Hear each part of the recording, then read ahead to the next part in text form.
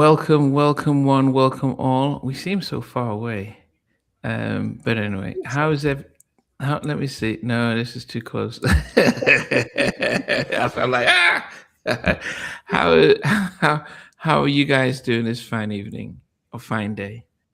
Doing Fantastic. good. Yes. Okay. Right, Good evening to everybody out there. Big good evening. yes. Big good evening. So Laredo, is how is it out in Canada? How's the weather like? It's very cold. It's very windy. I can hear the wind. I'm sitting by my window. It is very windy today. Oh goodness, goodness! It isn't too bad here in the UK. It's a little chilly, but not too bad. It's been raining. So much rain we've had. Yes, Lady Q, 3646, no 64. Welcome. Hope you've got your list. And so M Mac called up just to double check if he could put "Not Gonna Cry," even though it's on the album. Just wanted to double check. I said it's on the album. It's on the album. We should be expecting our special guest. Well, I won't even call her guest anymore because she's for a part of the show, and that is Miss Jackie McGee. So she'll come shortly. But anyway, how did you find this album, Lorraine? I'll start with you. This is a really good album. So I didn't quite know which songs are going to be on this album. I didn't remember like what was on it. So there was like a lot of songs that I was listening to and I'm like, "Oh, I remember this song." And yeah, it's kind of like one of those albums where you don't really skip any songs. So Mm. it was pretty good. I really enjoyed it. What about you, Stevie? It's brought a lot of memories back for me because this was like my peak as a young guy going out clubbing. It's brought a lot of memories back. Certain clubs that I was in every Saturday night, certain women. I'm not going to go into all that. It's brought a lot of memories back. But as an album, it's a strong album, and it's given me a eureka moment. I've said on past podcasts that I always felt the year 1997 there was just a change in R&B, and I couldn't quite pinpoint what the change was and why. I thought the quality had kind of dipped from all the previous years in the 90s. And I think the eureka moment is this album, because if you think when Mary J. Blige released her debut album in 92 towards the fall of 92, summer fall of 92, and it was the birth of hip hop soul. I think I can say that 1997 with this album, which it's still very much a hip hop soul album, like New Jack ended towards 92 from say 87 to 92, that 5-year run. I think we're getting the end of hip hop soul with this album in 97, because from 98, 99 onwards, the sound of R&B changed. So now I've realized that what changed in 97, this hip hop soul genre changed, that it was basically it run its course. And this is a great album to run its course too. So that's what I'll say. So this is 97. So just saying hello to everyone who's joined in. And Mac, welcome. Music tips and review, welcome. J Hud 72, welcome. Jesse online, welcome. Hey, Zay, welcome as well. I would say that yes, probably Mary's most cohesive album. This is my favorite Mary album of all time.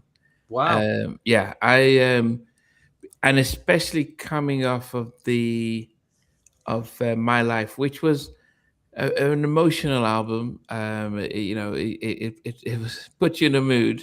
It was put you in a very low mood listening to My Life. But when this came on, it just felt, even the first video when she was, I think she was on some beach, and what was the first single? Love Is All We Need with Nas. It was different. It was a little bit more upbeat. It just felt lighter, and I loved the fact that actually it wasn't overly sampled, because My Life was heavily sampled. Even the debut album had a lot of the hip hop samples, but this was just felt different. Mary was in a different space, and so this has definitely been my favorite Mary album. Um, Hold on one second. I'll let you guys talk. I've got a call come through. It's not Rodney Jerkins on the phone, is it? It's not Probably Jackie McGee on the phone, is it? It's not. It's not. Wow. somebody big. Possibly. How did you feel rating this album then? It's hard. It was a really good album. Like I said, I was really young. My sister, I have an older sister, so that's why I know a lot of these songs. She's a big Mary J. Blige fan. So I heard those songs, but I just didn't remember what was on this record. But it was hard Wow. to rate for me. Not remember any of the singles at the time, or would you been too young? I do. I remember Love Is All We Need, that music video. I think it was like a fashion show. I didn't go back and watch it just yet, but I think it was like a fashion show. I know Nas is a part of the video too. Um, I Can Love You. I remember that too with Little Kim. I think those two. And of course, Not Gonna Cry because that was big with the Waiting to Exhale soundtrack and movie. Yes. So I definitely remember that. And her look is just something, it's like classic that everybody redoes. So those things stood out to me. Yeah, I like the styling of this, the styling on this album as well. It's really good styling. She looks great, doesn't she? You know. Yeah. And it's funny, you see them shades now that she's wearing, very popular now in like Afro beats and things like that. So again, she was ahead of her time. Totally ahead of her time. Way ahead of her time. Can you check what was that? Still Uptown or was that MCA or Geffen? What was the label? That's a good question, Namdi. It's got MCA, BMG, but BMG in the UK though. Okay, but did the Uptown Cat, was that on there anymore? No, I don't see it anywhere. So this was when Andre was moved to Motown. And Mary just left Uptown. I think Chris Williams mentioned that okay. Oh, we had her and then she's coming. Yeah, so MCA. So this is when she left Uptown. And this, Uptown, when Puffy went and started Bad Boy, he took almost a third of Uptown with him. And then Andre took a lot of the fire and the energy, and they just moved. He then took the option to go to Motown, and that was a disaster. But it just spelt the decline in Uptown, especially with Mary going, and then Jodeci subsequently went and did stuff with Jodeci, with Death Row. So that was a time. But yeah, hi, Miss Samuel. But this was definitely, as I said, I've always loved this album. I've always loved what Mary, how she sang on this and the theme as well. Yes, Jackie was trying to get in. I think she's having technical difficulty, but she'll join us in now. Okay, I hear her again. She must be driving. Wow. Okay. Can y'all see me? We can see you. How you Where doing? you calling from, Jackie? You calling from Alaska? It's cold. We got snow. Wow. Are you serious? Yeah, man. We have snow. And I had to get out of my car. I got stuck by the mall. So I had to come inside the mall. I'm sitting inside Nordstrom. I thought you were like, okay, I'm gonna, because you can see the picture of Mary right behind me. I thought, okay, I'm gonna come. You got the hats and everything. Okay, okay. Yeah, it's freezing outside. I just got in here, and I was like, I gotta rock what I got. I was going to say, Jackie McGee, tonight you are Mary J. Blige. Oh my gosh! Don't say that, Stevie. You already know the history with that.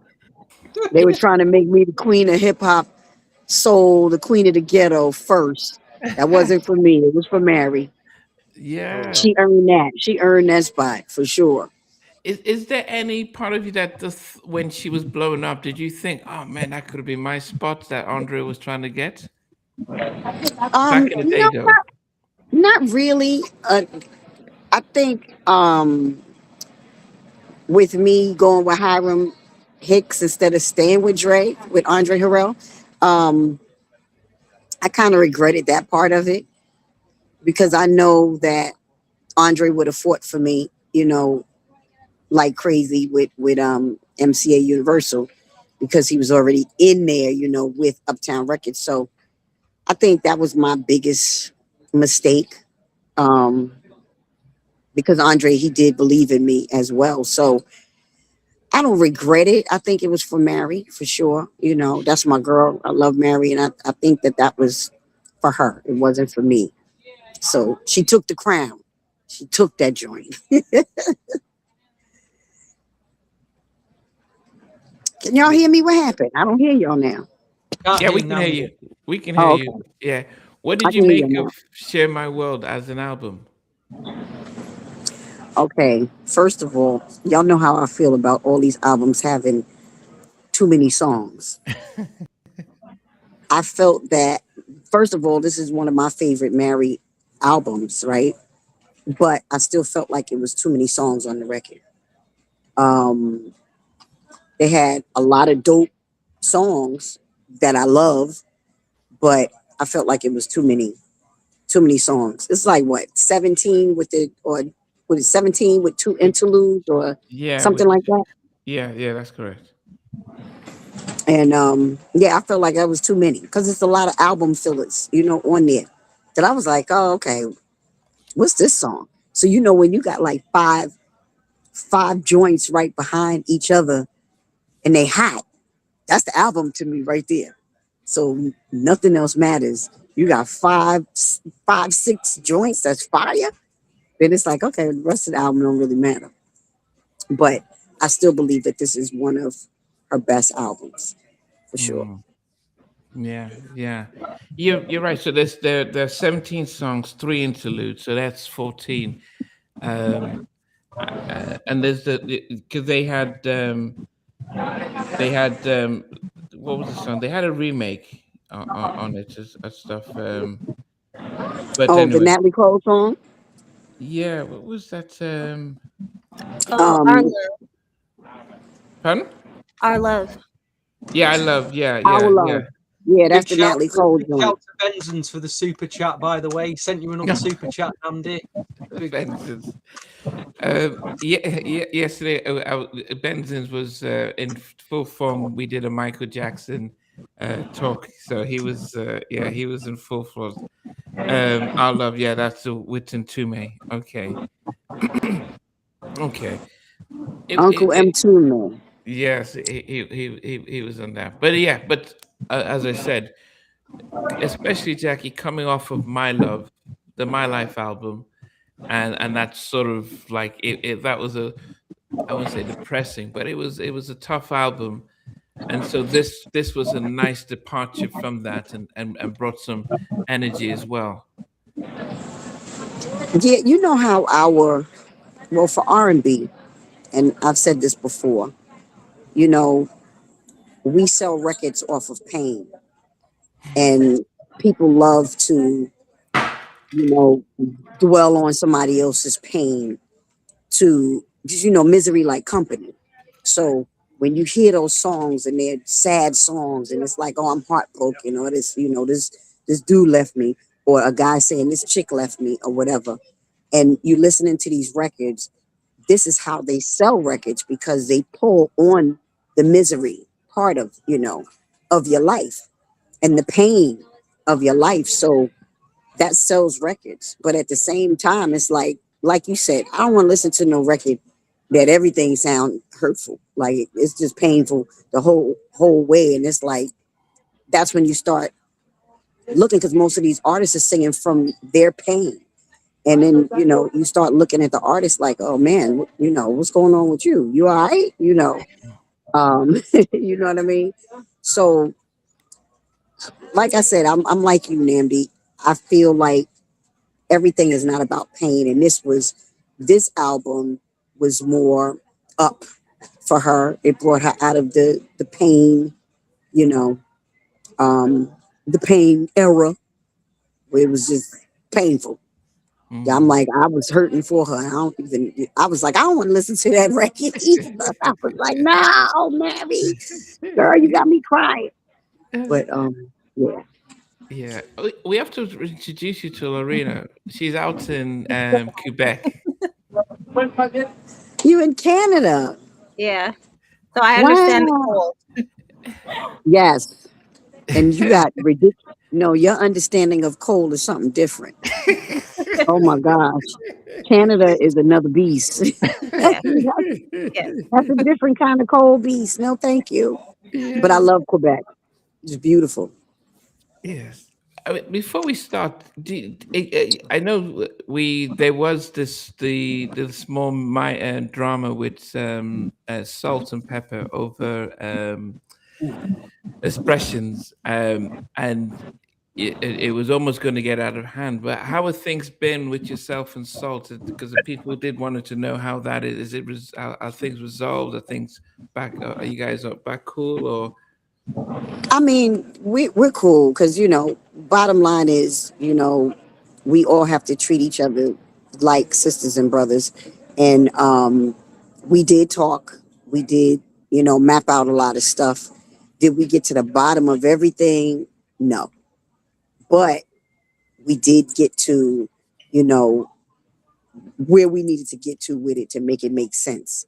Um, I can't go into it, Yeah, no, of course. about what's going to happen or what won't happen.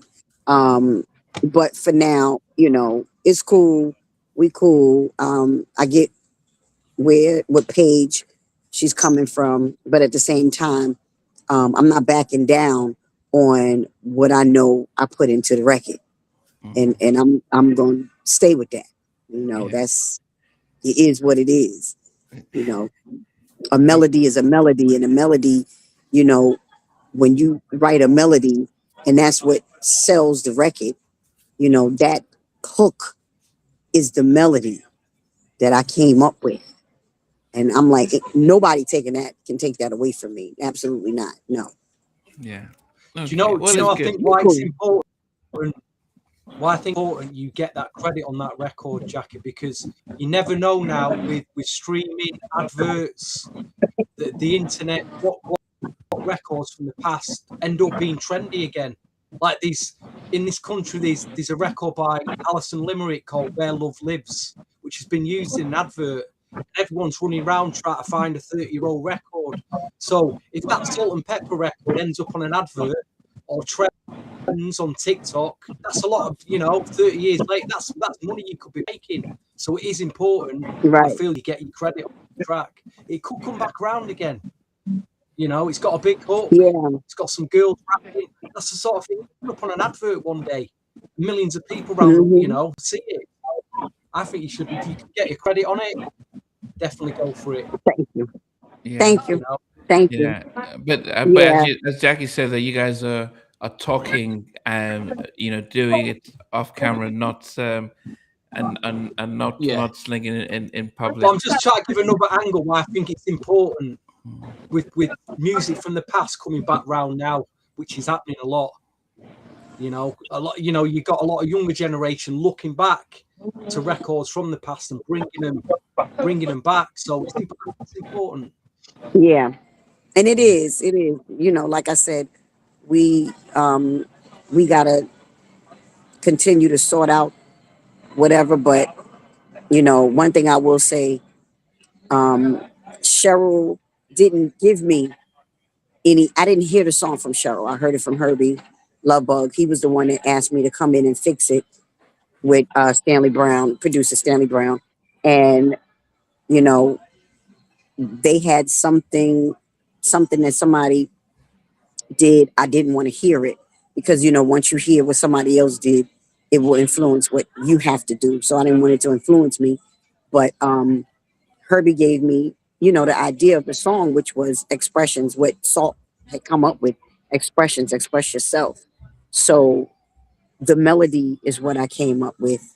And I took her lyrics and I came up with this melody, and then I added my little swag to it. So in all actuality, I would say, and we talked about this, I would say she wrote the hook with me without being there. I'll put it that way. Um, she wasn't there. All I had was her lyrics, to work with, the expressions, express yourself. And I had to come up with the melody and stuff by myself. So to be fair, like I said, I'll say we wrote it together without being in the studio together. Does that sound crazy? That's fine. But at least you guys It's have not like spoken. you've got the lyrics, you've read the verses, and you put something in a chorus that goes with them verses, and she was probably thinking the same thing as well. Either way, you should all be credited on that record. Right. Right. Be credited. Yes. Okay. Yeah. Fair, But I really. love, End the I love argument. End the everybody, argument. and I mean, Salt we and wanna Pepper got enough records to say, look, you have to credit. look. We've got enough. That's made enough right. albums. I agree. Stevie gonna get me stirred up. Yeah. Yeah. He know I'm about to act up. Yeah. No, I agree 100%. 100% I mean, God with you, bless. Stevie. Look, what happened to Angie Stone? It sounds to me like she was on the verge or trying to get a lot of money, stuff she wasn't credited for. And unfortunately, she's not here to tell the tale now. She was fighting for that. I mean, she was really fighting for that. And that would have set her up for the rest of her life, really. Well, you know what it is, too. Jack, you're still out there running around working hard. And, if you've got records in the past that you've not got credited for, you need to, if you can, get that sorted. You really do, because that's money. Yeah, I mean, it's true.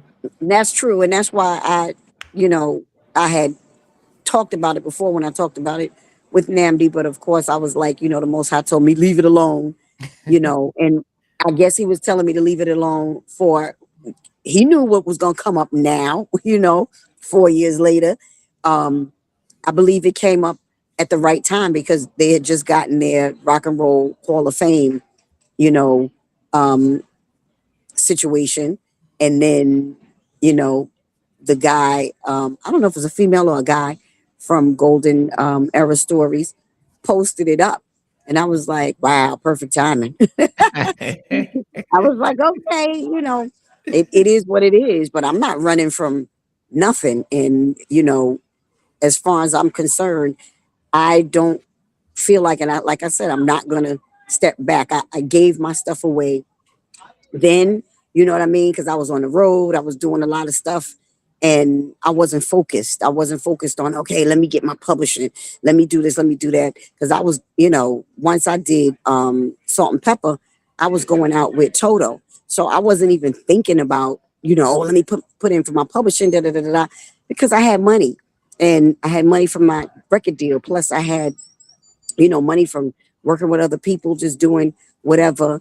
So I didn't have to think about money. So I wasn't even thinking about, the publishing. The point, yes, me and Herbie went back and forth with the point, for the record, a percentage of the record, but the record label, Next Plateau, didn't want to give me that. And, Herbie was looking all sad and whatever. So I was like, just use it. But now it's like, we'll work out whatever. I ain't worried about it. Just go ahead. And when you do that, you mess up yourself, because now, that's what my children should have. And one thing I did say to Salt, and this is something I'm not going to hide, I said, you already have credit for producing the record and writing the record. You have to be fair enough to say that I wrote on the record too.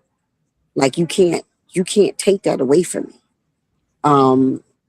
And like I said, we basically collaborated on the hook together, but her not being there. She wasn't there. I had lyrics, that's it. I created a melody, with my Shaka Khan in my head, my Shaka Khan version in my head. And, that's what came out, and that was the hook that everybody. Listen, you're not asking for the whole pie here. You're not asking for the whole pie. You're asking for a slice of the pie. That's right. Fair, it's, That's right. You're right, Stevie. You're right. Okay. All right. So we're going to go upbeat now, and we're going to talk about. We're going to go with this album, which did 3 or 4 million. Mary's "Share My World" album, "Share My World," and so they are, as we mentioned, there are 14 songs, but we're going to do our top 10, and so that also means that our number ones will be a mystery. So if you guys think about your 10 favorites, and we're going to start with 10, work our way down to number one. um I wouldn't imagine anyone putting interludes and stuff. I'm going to go to my list. As I said, I always use a playlist here, and number 10 for me was a song that was and I would say that Darkchild did some amazing production on this. And what I liked about his production on this album is that actually it didn't sound like what he ended up doing a year, 2 years later. So when he did a lot of Mary J, when he did Brandy. Tony Braxton and all this stuff, he started to, even Brandy, he started to have a sound that okay, you can tell. Yeah. In this, it was a very much an R&B production, and it was something that you wouldn't know it's him. Didn't use his name. One or two songs, but this one at number 10 for me is a song produced by Rodney and his brother, and it's called "Searching." And yeah, so "Searching" for me, I just love the difference of it. Love the drums and the production on that. So number 10 for me is "Searching," produced by Rodney Jerkins. What, number Okay. 10 now? What's going on here? Number 10, you got Searching at number 10. It's got one of the best bits. It's got one of the best bits of music on the album from Roy Ayers. The legendary Roy Ayers on it. What's going on? Ah, you got him started. It made top 10. It made top 10. Dear me, that's blasphemy. Absolute No, blasphemy. I don't In think fact, so. have you even a singing on that record? It's one of the best, one of the best bits of vocal throughout on the album. Lady Q put "Searching" at number 14. So No, dear me. What did you put for your number 10, Stevie? I had a tie, and I had a tie between What two tracks. you coming up with? I don't know. They ain't getting past number 10 for me. They're coming at number 10, and it was actually released as a double-headed single in the UK. Both "Round and Round" and "7 Days" came out as a single with remixes. "Round and Round" produced by Token Pole, and "7 Days" is written and produced by a guy called, you probably never heard of him, he's called Malik Pendleton. Jackie may have heard of him. He actually recorded an album for MCA, and it never came out. I think it was MCA anyway. The real hardcore Malik Pendleton. Oh, Malik, yeah. Yeah, a lot of the hardcore soul collectors know that name. But Yeah. He recorded a whole album, wrote for others. It never quite happened for him. And I think also Craig David at the UK heard 7 Days as well. Because if you listen to the song, it goes, "We got on a Monday, da da da on a Tuesday, da da da on a Wednesday." This is what I think he heard this Mary J. Blige record and wrote 7 Days off the back of it. But anyway, it's either one of them. I can't decide. Stevie, those are 14 songs. Those are two different songs. It's not like. Well, all right, I'll have because Craig Davis had his album reissued over the weekend. His first album with 7 Days on. I'm gonna pick 7 Days. Why not, eh? And it's wrote by Malik Pendleton. And there's an act. Don't look him up. Malik Pendleton. There's one for you. Okay. So Stevie has. Okay, I see that. To me, it's a probably one of the better songs on the album. But hey, Lorena, what did you get to number 10?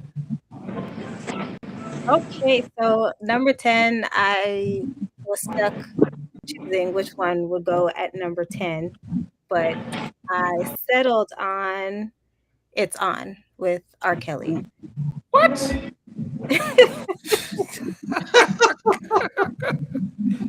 Wow. that is my choice for number 10.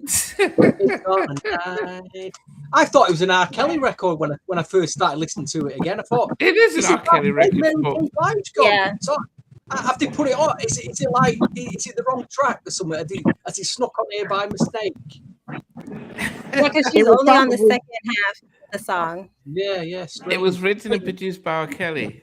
Maybe for an R. Kelly album. I think that song was for an R. Kelly album. It ended up on Mary It probably J's. was. Could have been. It probably was. Mm-hmm. Good track though. Wow. It is a good track. At number oh, you guys are killing me. Jackie, what's number 10 for you? My number 10 is my boy, my friend, Bryce Wilson. Okay. His track, Get to Know You Better. And you know what? I'll put it this way. For Bryce, that wasn't a Bryce sound. Just like how you were saying, Darkchild didn't really have his sound yet. You know, his sound that we would recognize. I felt like that wasn't Bryce's sound either. I think that everybody was kind of, besides Jimmy and Terry and Babyface and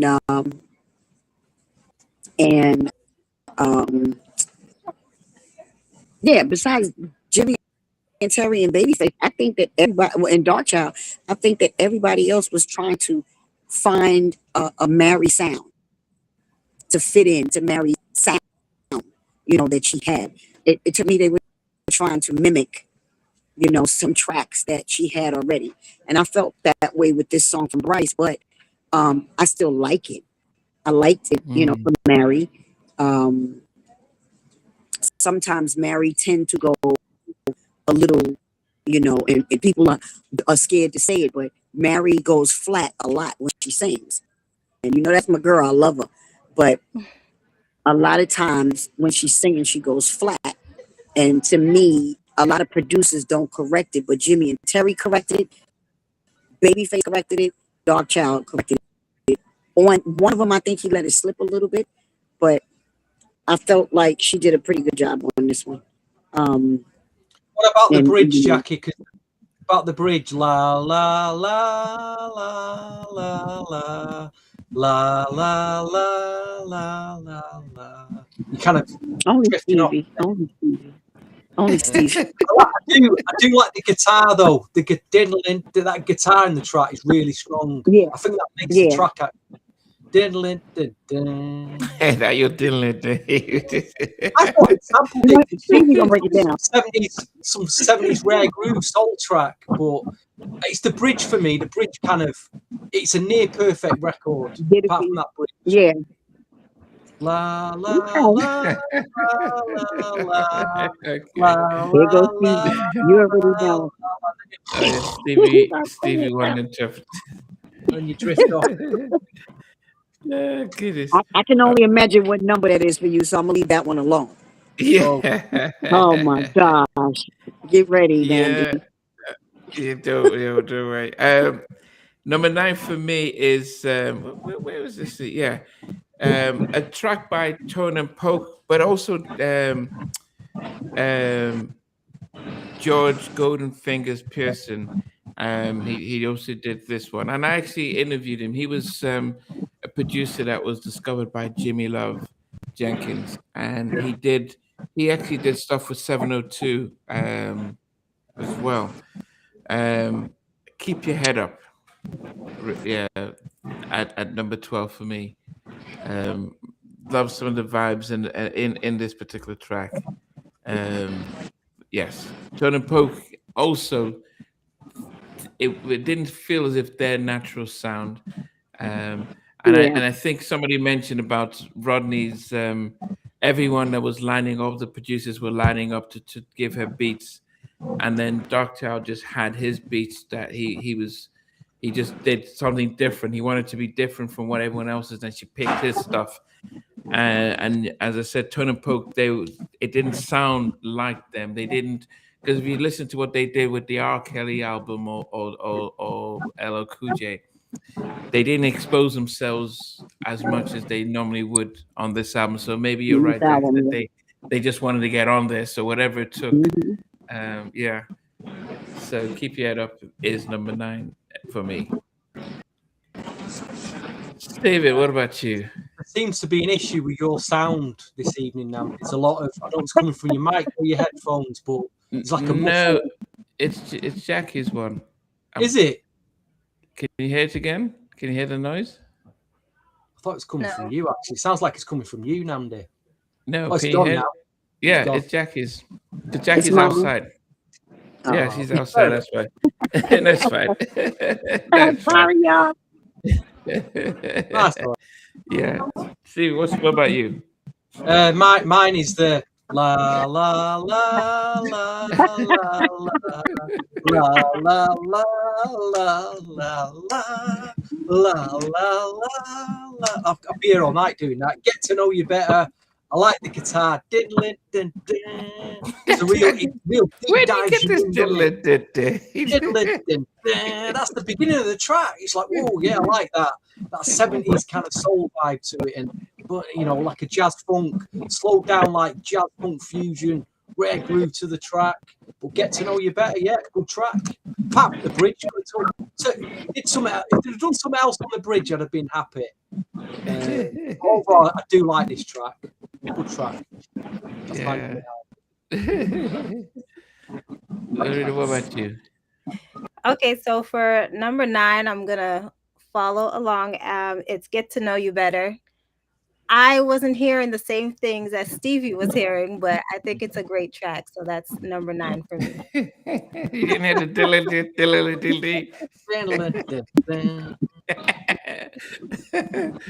Okay. Jackie, what's the number 9 for you? I got all kind of stuff going on in the background. I got Christmas music. I'm sorry, y'all. That's right. I'm in Nordstrom's. Okay. My number 9 is the title of the album. Share My World. Wow. What? Wow. What? Yep, that's my number 9.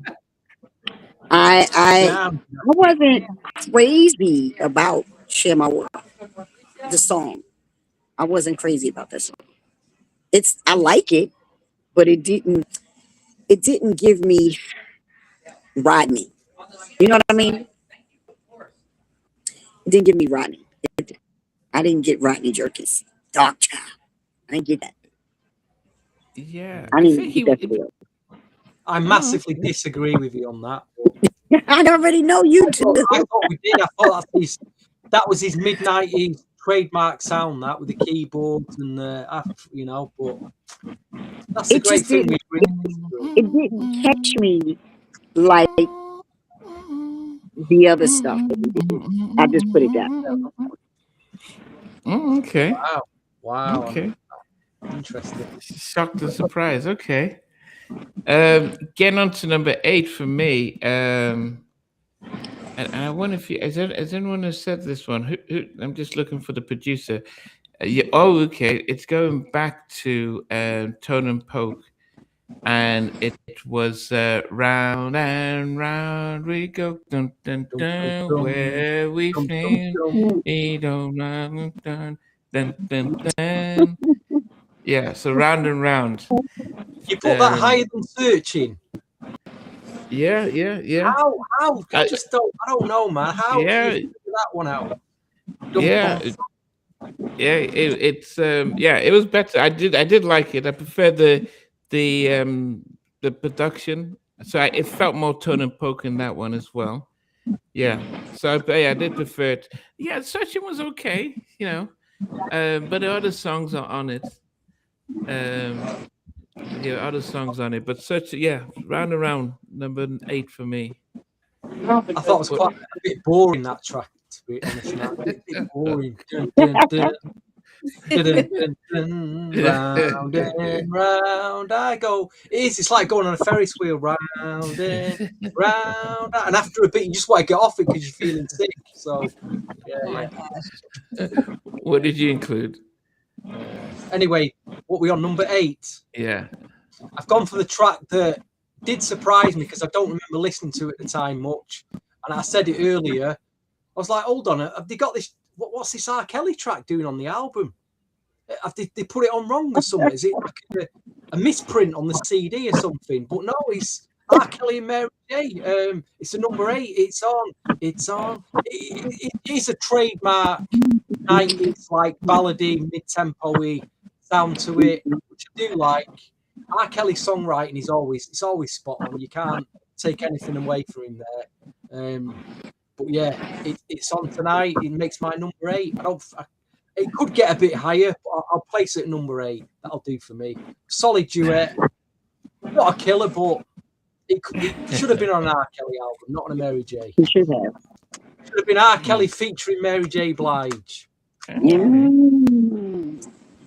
Okay. Lorena, what did you put for your 8?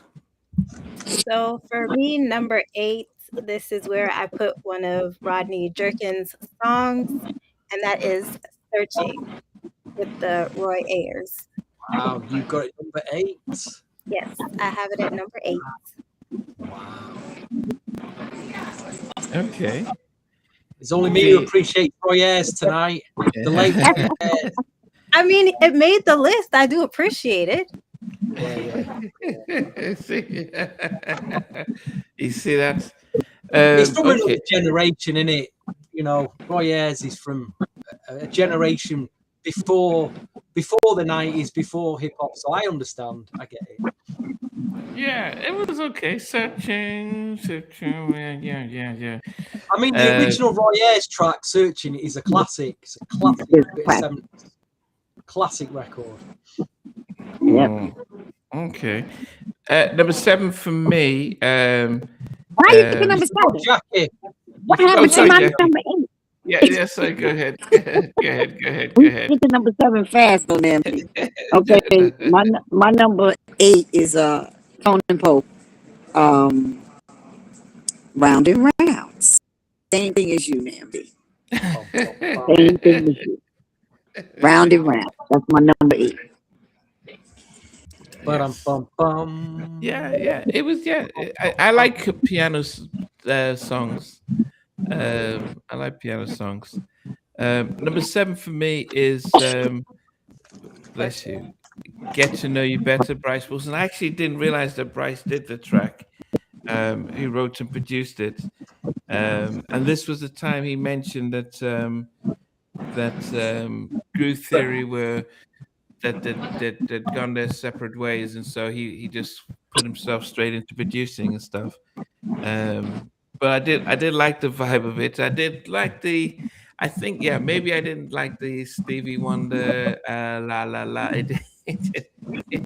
It almost felt like it almost felt a little gimmicky because I think you can tell that she isn't okay. People were talking about how Faith Evans is a different type of singer. So you in this album you knew Mary's range, and you knew that she had a range, and a song like this, I can imagine say Kelly Price or Faith Evans, giving it a little bit more oomph in the chorus and stuff, but it was still a nice little vibe. So I can't remember what I just said now. Yeah, so go Get to Know You Better at number 7. Yes.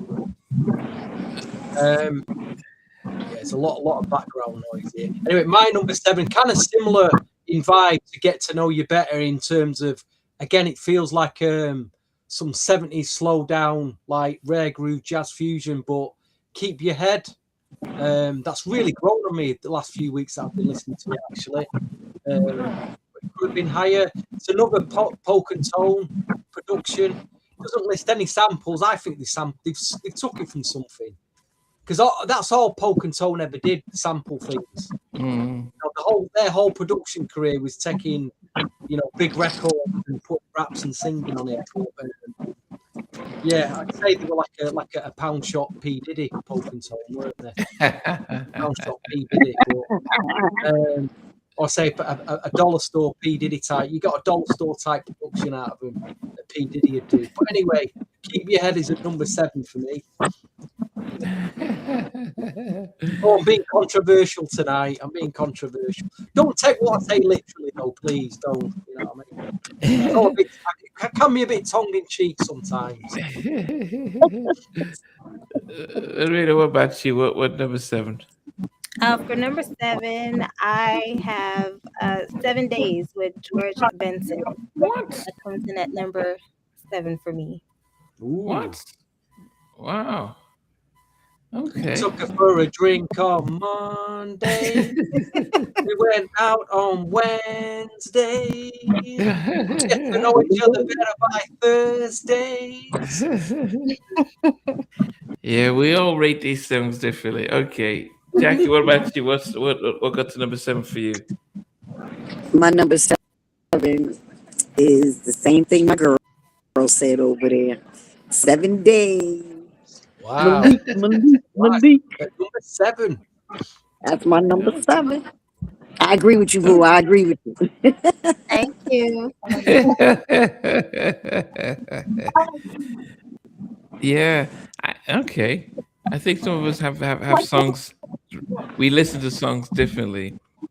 How did Miss Swabion has Missing You at number 7? How did Miss Swabion? How did you not fall asleep listening to that record? How did you? Was you still awake at the end of that record? I just don't know. I'm missing you. Oh dear. Yeah, Dear. I think it's different with the Missing You and Not Gonna Cry, and I think you can tell that.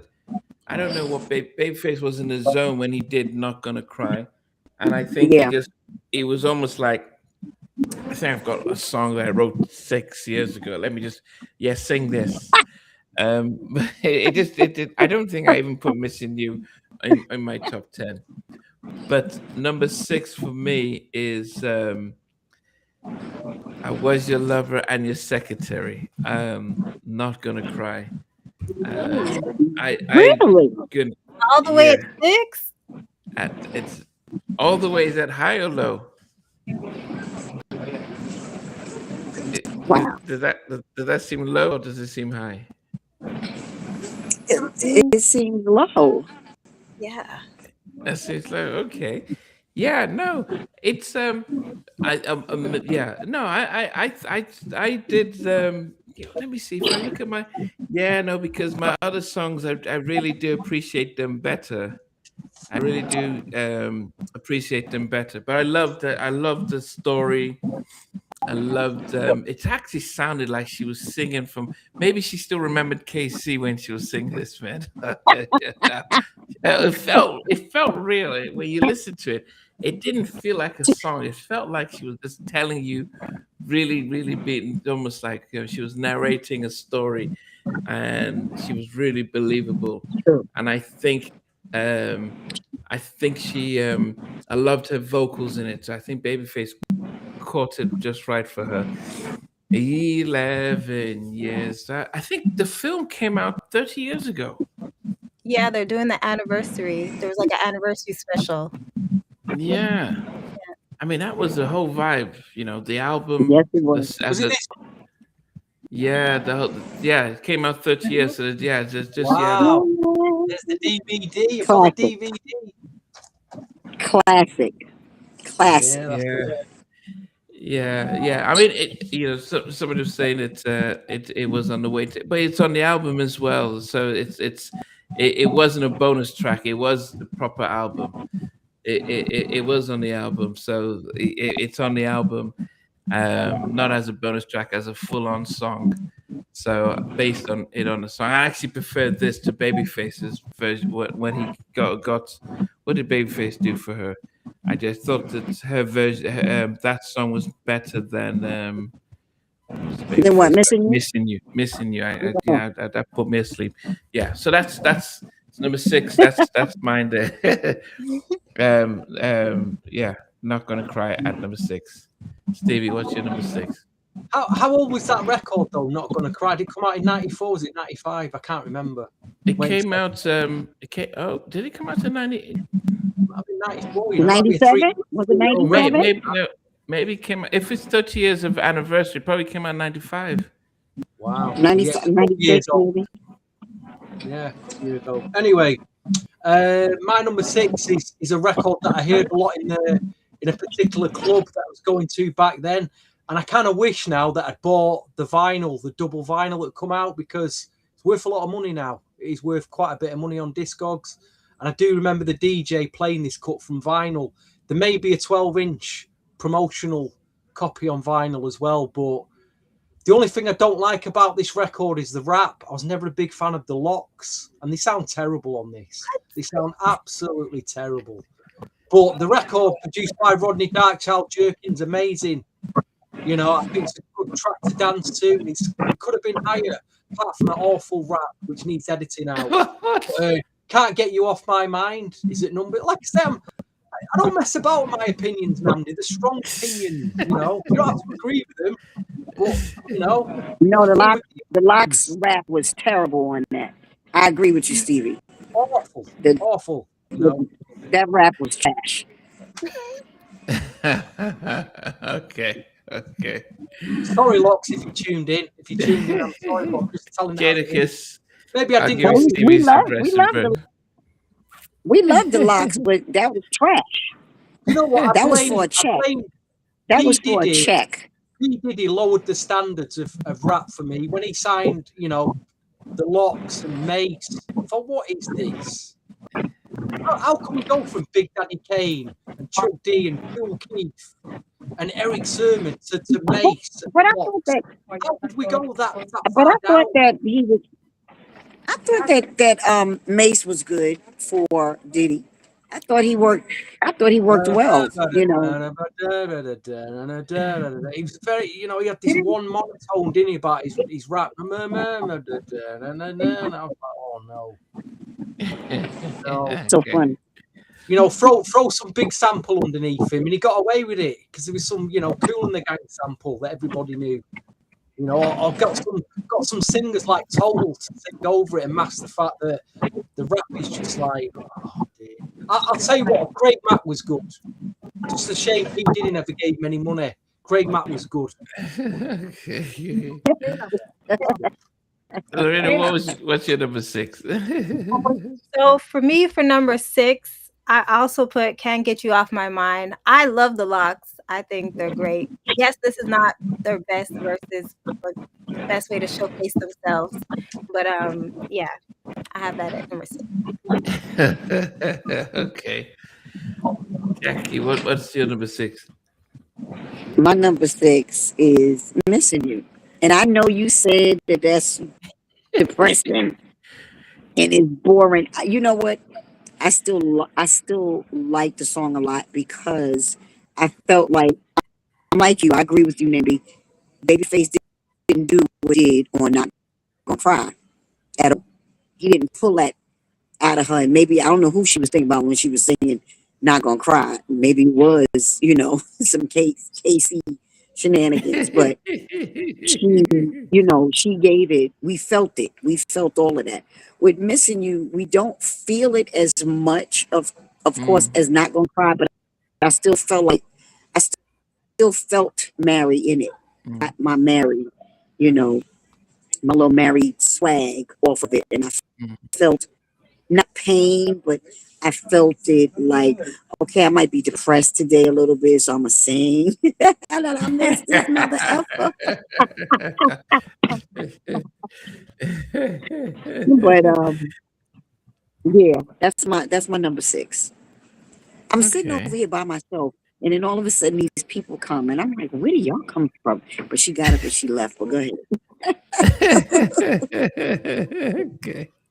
I act like I own them all, like I own. What was your number 6, Jackie? What was your number 6? It was Missing You. Missing. Oh, come on. That's just. Oh. Where were you? Where were you when we were just talking about Missing You? That record makes me fall asleep. It makes you fall asleep because you're not getting into the whole married thing of, you know, following her with, maybe that's one of her depressed days. You know, she might have been going through something that day. She was missing Boo Boo. You know. So Joseph wrote that Mary said that she hated the Babyface songs "Missing You" and "Not Gonna Cry." At that time, she later admitted it hit too close to home for her. Wow. But that's why she probably should have liked it later even more because what we felt from the songs was, we felt her pain, and pain sells, and that's sad. It's disgusting that our pain sells. We can't sell joy. We can't sell no damn happy songs. Nobody want to hear the happy songs. People want to hear all the painful songs, and that's sad. But that's what sells. That's what get the platinum records. You know what I mean? Yeah, I don't know if this is Roddy's new YouTube channel. Love how you bring music and stories into light. I wonder if this is Rodney. Um, so Let's yeah, go. if it is Rodney, Yeah. yeah, I mean he's jumped on a number of times, so we'll see. All right, number 5 for me. Actually, I don't know. You guys didn't like this one. Can't get you off my mind. I did. Apart from that. Jump on my mind. Yeah, I would maybe I can. I did prefer it without the rap. I love the I love the yeah, I love the whole production. I love but as I mentioned, with how Rodney played with his keyboards and stuff. But as I said, Rodney did talk about having a genre. Oh goodness, it is Rodney. Wow. Hey, Rodney So, Jerkins. yeah, Rodney in Darkchild, the we love house. you. We love you, Rodney. Yeah, Rodney's in the house. Well done. Well, we appreciate you. Yeah, I We did. won't tell them what they all said about Share My World earlier. Deary me, guys. But Yeah, then I'm but gonna get in trouble by myself for the track, Yeah. for the title track. We'll talk about that later, what Rodney. he says, I can give you the best story in the world about that. So, Rodney, do you want to join in? I can send you I'll send you the link to love you back. I'm gonna send you the link to see if you are gonna join in. Hold on, I'm gonna put it in here. Let me see how it is. It would be great if you could just come on for a second to let us know about that. Yeah, it would be great because it would be great if you can join in, Rodney. That would be great. But yeah, for me, number 5 was "Can't Get You." I just loved the. There's something about piano, something about the little piano samples in there, and how different it was. And it felt light and stuff. So definitely that made number 5 for me. Wow. Yeah, Man, Stevie. the Locks was getting a check. The Yeah, Locks was getting a check for that one. had they come out? We need Rodney to come on. We need Darkchild to come on so he could tell us why the Locks was on that Mary track, because I just thought that, it took away from that song. You know what I mean? I thought the song was a dope song, but the Locks rapping on it, to me, it took away from it. So, I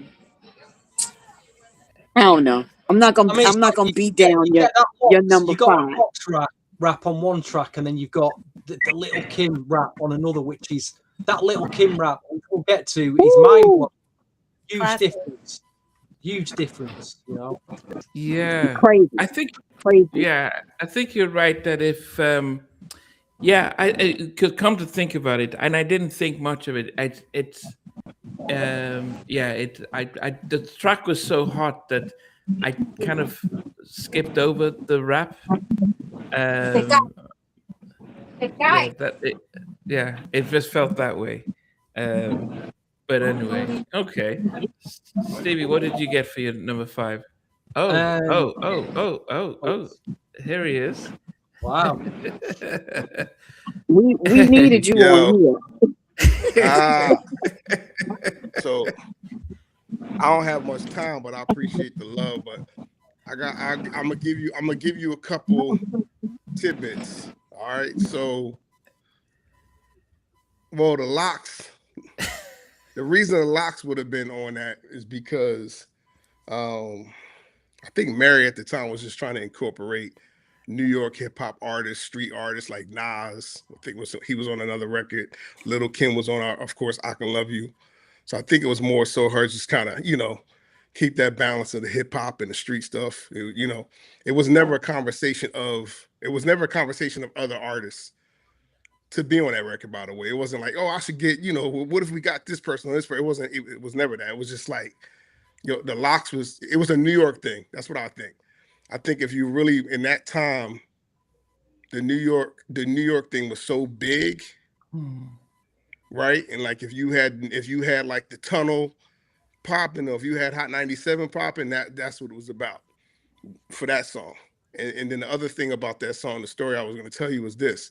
So what was the Puff song with Mace, the big song, Can't Hold Me Down? So check this out. Mary told me when we was working on the music, I was mastering the album at the Hit Factory with Herb Powers. And Mary told me to not play. She said, whatever you do, don't play this music for Puff. Wow. She said, whatever you do not play it for Puff. She told me that. Because you got to remember too, this was Mary's first time making an album where she was really writing everything. This was everything was coming off of her heart, right? And but she told me, she's like, don't play the music for Puff. And I slipped up. I was in mastering, and Stevie J and Puff just so happened to be at the studio at the same time when I was mastering that song. And it wasn't that I played it for them, it's just they walked in the room while I was mastering. And maybe like a few months later, the Can't Hold Me Down came out, and Mary was like, yo, B, I told you don't play that record for them. I told you they was gonna take, because we took the sample from, I think it was Grandmaster Flash. It was an old song by Grandmaster Flash. I think that we sampled, that we took the idea, where I did an interpolation of on the keys. And then Puff's biggest hit of his solo artist career was Can't Hold Me Down, which was the same Grandmaster Flash sample. So that's why to this day, me and her still this day, she still says that to me. She'll say, you shouldn't have played him that record. You should not have. And I was like, Mary, I didn't play it on purpose. He just walked in the room while it was playing. So that's the story behind that record. That's crazy. What about when you said, Ronnie, about when she was auditioning new producers? What made you stand out that you did most of the production? I was in the zone, my man. Like, it was like, so you gotta understand, like, I'm in Virginia Beach with Teddy Riley, and I'm down there, and I never forget this as long as I lived. It was a Sunday morning. I got a call from Hank Shockley, and I had a song that was blowing up in that New York scene, the club. It was called The Things You Do by Gina Thompson. So it was blowing up in that whole thing. So Hank Shockley said, yo, Mary loves this song. She wants you to come to her listening session. Tomorrow night, she's having a listening session for producers to come play their records up at Quad Studios. Right? So I'm like, I'm there. So I leave Virginia Beach. I go back to my I'm still living in my dad's house in New Jersey. I go in my basement and I lock myself in the basement and I just create for the next, I don't know, from Sunday evening, from the time I got home till Monday till it was time for me to go to New York. And in that night, I did all those tracks. Can't Get You Off My Mind, I Can Love You, Share My Word. All those were done in one night. I cooked them all up in that same night. And I walked into that listening session where all these producers was in the room playing the music, and I was sitting on the floor in the lounge waiting for my number to be called. You had Malik Pendleton there. Yeah, so many just great producers there. And when they called my number, when I pushed that play button on I Can Love You, that beat, Mary told everybody it's time. Everybody can go. I Can Love You lit the whole, it lit her eyes, her eyes, everything. She just brightened up. You'd and she become was an just like, in-demand. huh? Say that again. By 90, you'd become an in-demand producer. Not like by 97. No, I wasn't. I'm not talking about pop R&B. No. I'm talking about strictly R&B. No, I was. You'd become pretty I in wasn't. demand then. No, I Because wasn't. you'd done stuff like I wasn't. Jason. That's not demand. That's not demand. That's just. That's just. That's Your just a name hungry. was. That's just a It was hungry. on all the records that was buying you. Nah. That's just a. That's a hungry kid from New Jersey trying to get to Mary J. Blige, trying to get to Whitney Houston, trying to get to Michael Jackson. So, you know, I was doing remixes. He know the story. We talked about this. I was doing remixes for everybody. I would literally go to labels like, give me the shot to do the remix. Because I just wanted to get my stuff out there. Right. You know what I mean? Like Jay Quest came because I had Gina Thompson was with my production deal on Mercury Records. So I had Jay Quest and different people that I was working with, Bruce Carbone on Mercury. So that's how that came. But there was no hits out. There was no hits. It was just like remixes and the Vanessa Williams, The Ways You Love Me remix, and New Edition remix. And it was just it was that type of stuff. But then when Mary came with I Can Love You, that's when things started to like the Joe I Don't Want to Be Player and the Mary J. Blige I Can Love You. That's when things started to take off. But it's interesting. Everything else was the appetizer before the meal. Yeah, but you sounded so different. I wouldn't recognize your '97 production. A year later, you took You're it never differently. gonna, but you know, Master, you're never gonna recognize that because I never wanted to be put in a box. That was from the beginning. Like my Mary J. Blige stuff does not sound like my Brandy stuff. No. You know, No. and my Brandy stuff doesn't sound like my Beyonce stuff. And my Beyonce stuff doesn't sound like my Lady Gaga stuff. My Lady Gaga stuff don't sound like my Justin Bieber stuff. It's just I'm always trying to do something different in my mind.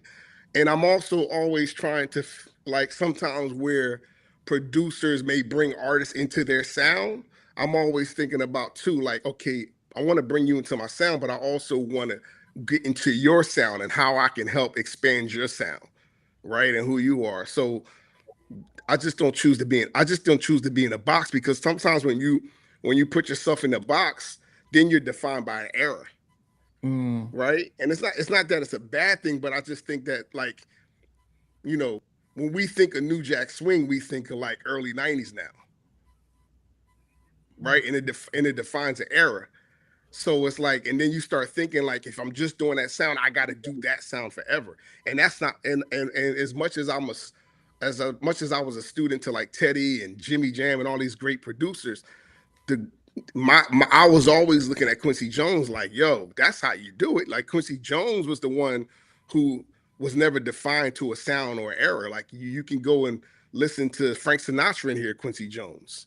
You can watch The Wiz and hear Quincy Jones. You can listen to Count Basie Orchestra and hear Quincy Jones. You feel what I'm saying? And to me, that's what real production is all about. You know? Yeah. 1 second. Yeah, I just when gotta you put my charger on. said Teddy. 1 second, Jackie. 1 second. 1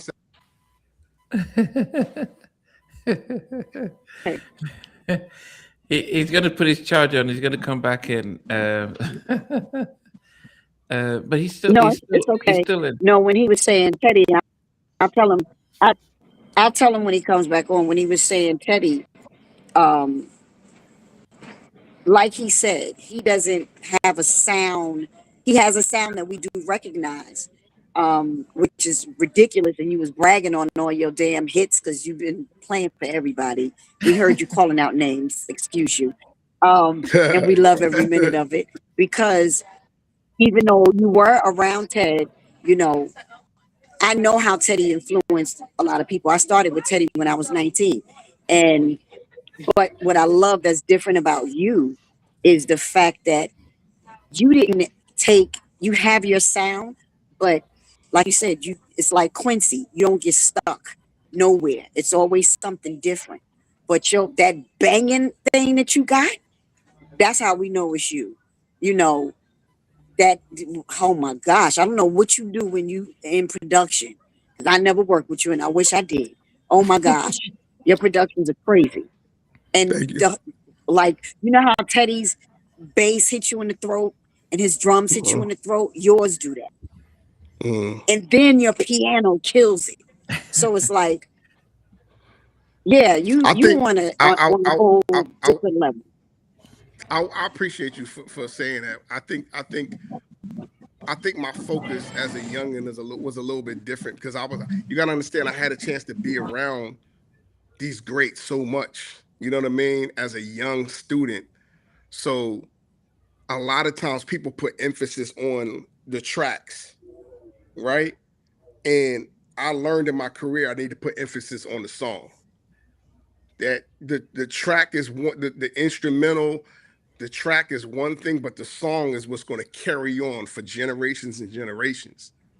You know, that's why we have a tour called The Boy Is Mine, right? Because there's a song that people can now, when you think of Brandy and Monica together, you think The Boy Is Mine, right? So there's a tour name. So whether the track was great or not, it didn't matter. At a point in my career, I started thinking, in the beginning of my career, I thought, like how you were just saying, like the bass got to be this and the beat got to be so hard. And I got to have 20 snare drums hitting together because that's how Teddy does it.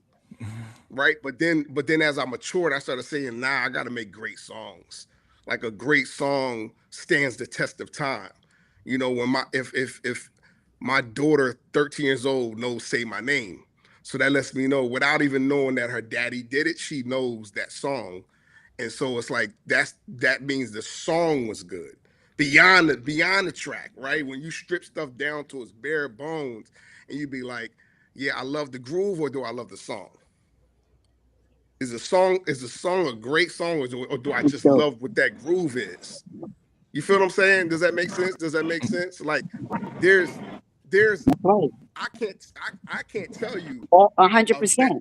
It's crazy. I can't tell you a bad Teddy Riley track from like 1980, from the show, from whenever he created the show with Dougie Fresh, and after, I can't say and tell you that was a whack Teddy Riley track. Like it was the tracks are always like, whoa, right? Always. So the emphasis to me is like, okay, but let's get into the songs. Right? And even that song, I'm gonna be real, can't get you off my mind. That's a cool song. It ain't great. I know a great song when I hear a great song. That's a cool song. The track I did might be better than the song. I Can Love You is a great song. Right? Share My World to me is a great song, because Share My World, Jimmy Jam calls me every month about Share My World to this day. To this day, I got texts galore from Jimmy Jam about Share My World, how Share My World changed his life. And I'm like, what? You Jimmy Jam, like how does that change it? He was like, every time I hear those chords and I hear that progression come in the beginning, I knew there was something different about to take place in music. And I was like, wow, that's crazy, because I never went back to that. Like I did that and I left it. When I worked with Mary on Share My World, I left that sound. I just left it and moved on. Right. You know? I thought there was the elements of the harp that you used in The Boy's Mind. Was there? I don't on what song? Share My World. Nah, that's a guitar sound. I use that guitar sound. I used to use that guitar sound a lot, like on Angel of Mine with Monica. I use that guitar sound. Again, Angel of Mine, it ain't about the track, it's about the song. It was about remaking a good song from Eternal and turn it into something great for Monica. Right? So like the song is still, and that's a perfect example of, if a song has the meat, you could take it to where it needs to go to, if it has something. You know what I mean? That's the perfect example. Do you know a song that we talked about a couple of weeks ago, When You Touch Me by Brandy? Why did that ever come out as a single? And I didn't realize how did you get Teddy on it as well? You got to, so one, no songs really came out as a single after What About Us, because Brandy was pregnant. Okay. So when she got pregnant, Atlantic Records halted everything. Though there was no more promotion, no more money to be spent on Brandy, which was a bummer to us, because Full Moon was our coming out party. I know it was my coming out party as a producer. Like, yo, I'm about to let them have it. And When You Touch Me When You Touch Me to me was probably like, for me as a producer, 100 out of 100. Like Yeah. if there's a track and song that would be like, yo, that one you can listen to it 1,000 times and not be tired, that was the one off the project. And how everything about it was so organic. Like I was in the studio in the Hit Factory in Miami, and I was working with Brandy, and I was simultaneously working with Michael Jackson. Okay. So we were finishing up Invincible while I was finishing up Full Moon. And Teddy had a bus parked. He had a studio on the bus parked in the parking lot, and he was finishing his stuff with Michael in the parking lot. And I did When You Touch Me, and I ran up on the bus and I said, yo, Teddy, I need you to do talk box on this. And he did it on the bus, and I took it and then put it in, and it was like, it's just the way it all happened was just like, it was incredible. Even in the strings, Jerry McLovin strings on that, like everything about that was just like, it was one of them ones for sure. And you must know how I feel when you put your heart into your art and it doesn't become a single. That'd be the worst, right? When you know it's like, but then the flip side of it is like wherever we go, people always talk about that song. So it's kind of like one of those now it's like almost like the hidden gem, right? That people discover later on, but like, yo, that record was crazy. And that's the same thing with Michael. It's Not Worth It. Michael's vocals are on It's Not Worth It. Just like Brandy's vocals are on Unbreakable, right? So it's just like we're all in the studio, and I run over to one room like, Michael, do this ad lib for me real quick. And he's like, what for? And I'm like, I'm working on Brandy. In other words, I need your voice on this. I need you to do okay, and then he does it.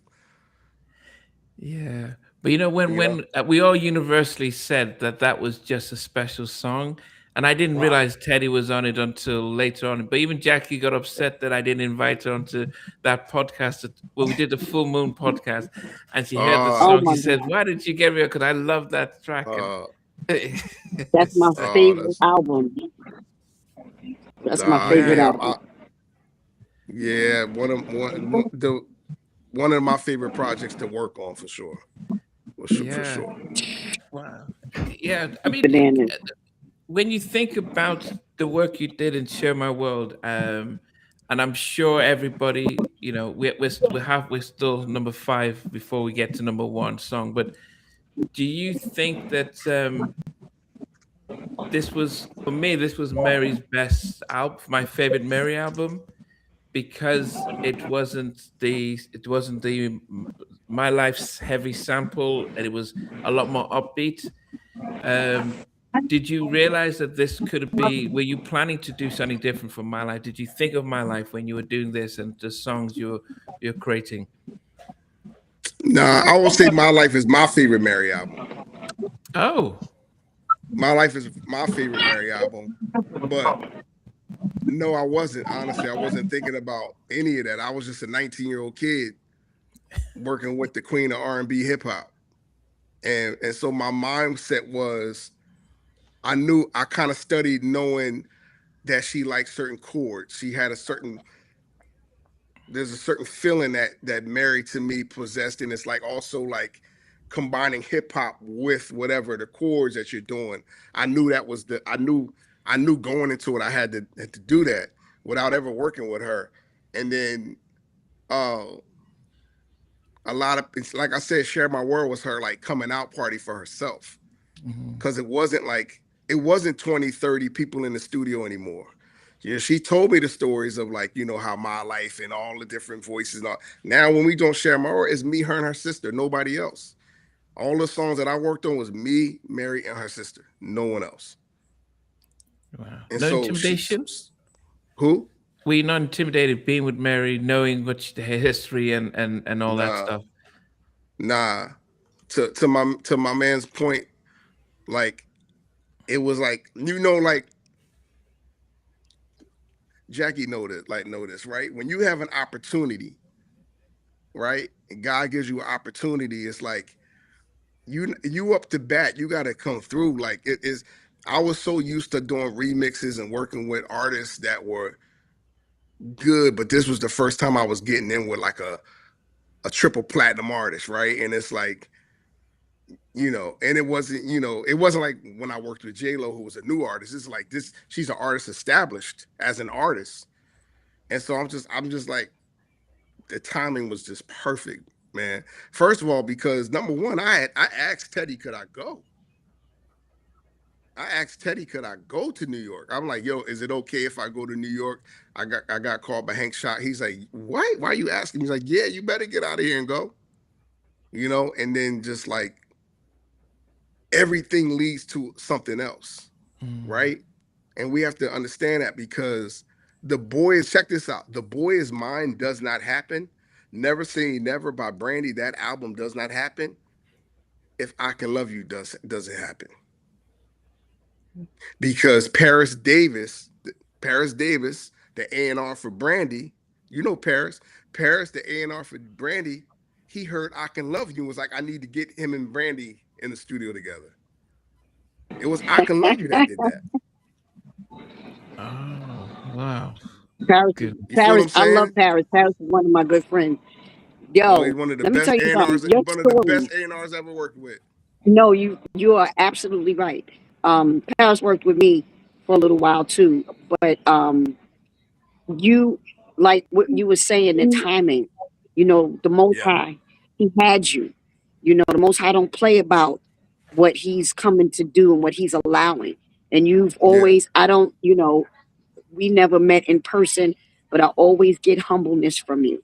Um, I never heard any stories that you were arrogant or any of that. And you know, I know Hank and all of them. That's my people. I was signed to MC and Universal, Mm-hmm. and you know, everybody from uptown, everybody over there is my family too, and Mm-hmm. was my family and still is.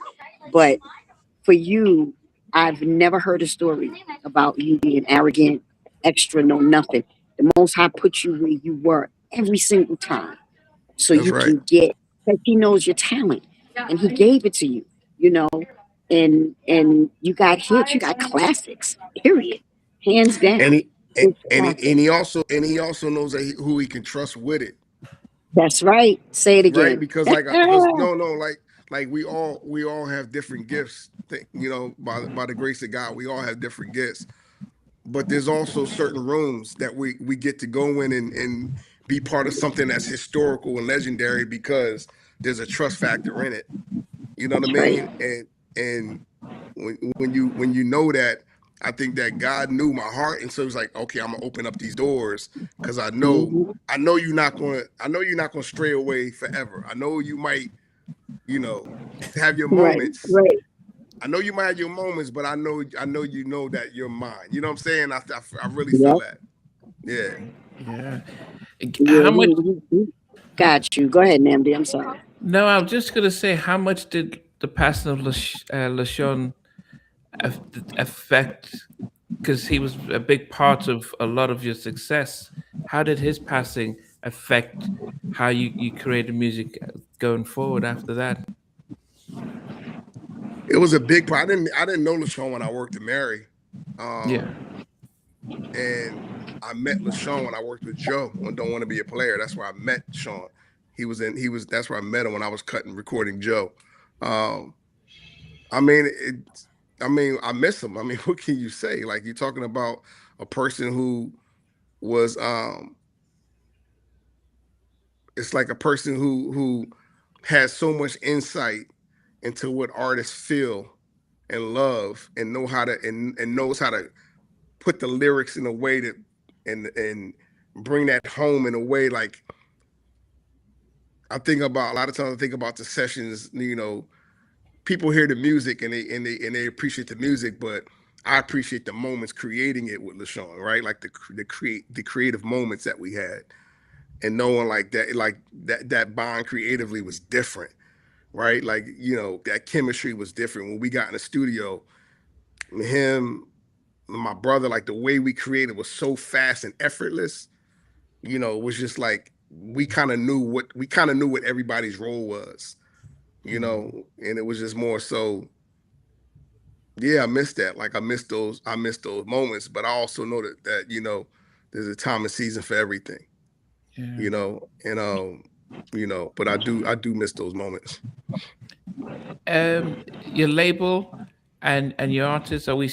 I'm not, I'm not gonna talk too much because I know this is your Yeah, thing. yeah, yeah. Just I between, just but wanted to yeah. come on here for a few minutes and appreciate and show love because I literally was, I don't know what I was doing, and I saw it pop up, and I'm like, oh, you know, I always try to tap in when I see you doing your lives, and you know, because number one, I respect people who respect what we do, you know, and I respect people who have healthy conversations, you know what I mean? And the debating of it is all purposeful, right? Because and it's good to have people who agree, disagree, love, hate, all of that is good, right? Because it lets you know how different people think when it comes to, you know, certain songs, music, and that's why we have these conversations. So I just wanted to jump on real quick Yeah. and tell you guys I appreciate you guys for always, you know, I'm happy to be part of a lot of conversations and a lot of lives that you've had. You know what I'm saying? Yeah. What'd you No, say? but I we didn't hear you. What'd you appreciate. say? Can I give a Yeah, shout no, we to Roy Ayers appreciate it. on this album? Did you Got get Roy to. Ayers? Did you get him Got to. searching? Did you get him in the studio? I recorded him. Wow. I recorded him. Mary, when Mary, so let me tell you, Wow. yeah, when Mary was like, I want to mess with this song by Roy Ayers, me and my brother actually worked on that together. The music, we worked on that track together. And I wanted to add the South Bronx drums to it to give it that hip hop flair. Cat, cat, cat, cat, cat, cat, cat, cat, cat. I wanted to add that flair to it. And then when I did it, when I brought it to Mary, she was going crazy in the studio. She there's moments in the songs near the end where she was like crying while singing.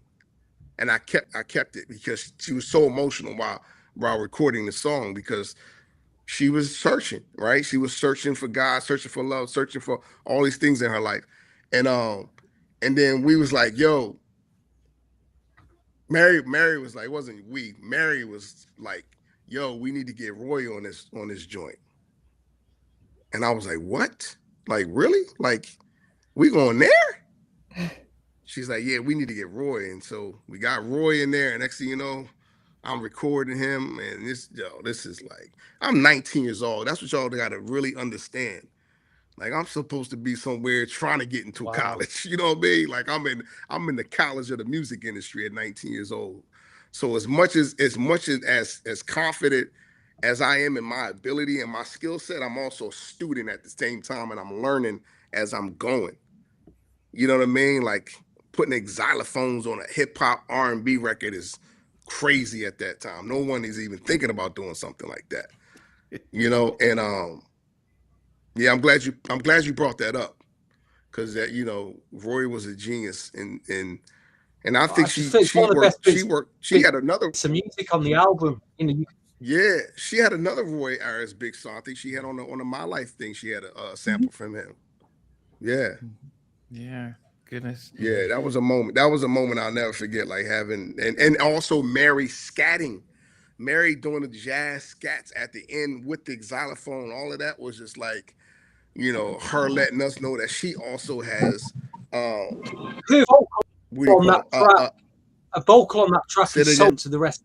It's one of the best vocals on the album for me. Because it was track. It was because of the raw emotion. Just so different to the rest of the album. It's because of what she was going through and the feeling and the passion that she had in that session compared to the other sessions that I had with her. It was just something different. It was just something different. Wow, goodness. Wow. Well, Rodney, I mean, definitely, we appreciate the fact that you've listened in. I mean, yeah, you know, we celebrate all the music, and thank you so much. Yeah, we celebrate all the music. I mean, I had a debate yesterday around Invincible and stuff like that. So, you know, nice. Yeah, and nice. Yeah, I still believe that Unbreakable should have been the first single, even though people still think Rock My World. But I think, honestly, I could trust you to say that I think I kind of agree. I think Invincible was probably 2 years too late. I think he held on to the music that you were that you Hey, did. think about it this way, right? Rock My World wouldn't have been a single if Unbreakable was a single. Yeah. You know why? What is that? Because what I told you, Sony and Michael was clashing. Mm, So when have you ever seen Michael Jackson not put out 5 short films for an yeah. album? True. Yeah. So, in a way, I agree with you. In a way, I'm like, man, it would have been perfect, like Unbreakable, something else, then Rock My World, like that, like 1, 2, then 3. Because Say My Name was the 3rd single from Destiny's Child, and it was like, you know what I mean? So if this would have been 1, 2, 3, I agree with you. But at the same time, I also knew what was going on behind the scenes at the time. So I was just like, I'm blessed to have a single. I'm blessed to be on the project because the project could have not come out at all. Listen, Rock You My feel what I'm World, saying? Like banger. all of it. Rock My World is absolute banger now. Rock My World is bigger now than it was then. Yeah, but Roddy, what year did you record "Rock My World"? That's what I mean. Because that's not a 2001 track.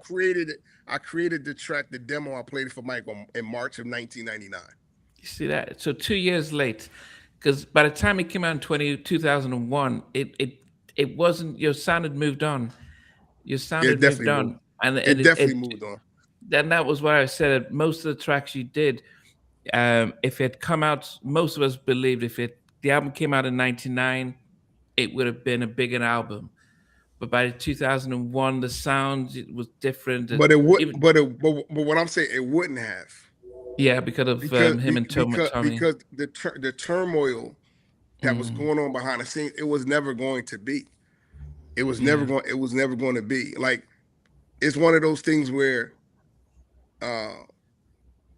you can't fret about it though, right? Because it's like it is what it is.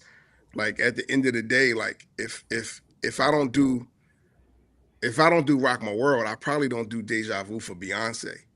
Oh. Because Beyonce was trying to do, she was on her I want to be female Mike type vibes. You know what I mean? So I'm just telling you, like everything happens for a reason, and everything is married to something. And that's the beauty of music is like when you create music is like it's a song that keeps going and keeps going and it keeps going. And so like when I look at my catalog and my career, I'm like, if only people knew what song came from another song, like what was inspired by one of something that happened before that, and an artist that called because they heard that song. You understand what I'm saying? Like it just, everything is meant to be for like I'm in the mall with Mike Tyson in Las Vegas shopping, and I bump into Brett Ratner, who's directing Rush Hour. He introduces me to Chris Tucker. And then I tell Chris Tucker, yo, I need to get you with Michael. We need to do an interlude. The interlude in the beginning of Rock My World with Chris Tucker, that wasn't for Rock My World. That was for the title track, Invincible. Oh. That's why if you listen to it, he goes, da, da, da, da, da, da. That's the melody to Invincible. And then we changed it when the single was Rock My World. We was like, nah, let's put this before Rock My World, since they know now they know they're going with the single. I'm thinking like, if we put this before Rock My World, and then we know it's a single now, then they're going to be in the video together. It makes it that much crazier, right? Because if I would have kept it in front of Invincible, we would have never saw Chris Tucker and Michael Jackson together on the screen.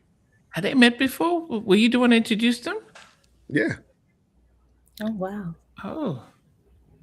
So that's what I'm saying. Like everything leads. So that's why I never fret or regret about anything. Because I'm like, if people got to understand the backstory, how things move into something, like that's how it all supposed to, everything we do, by the way, right?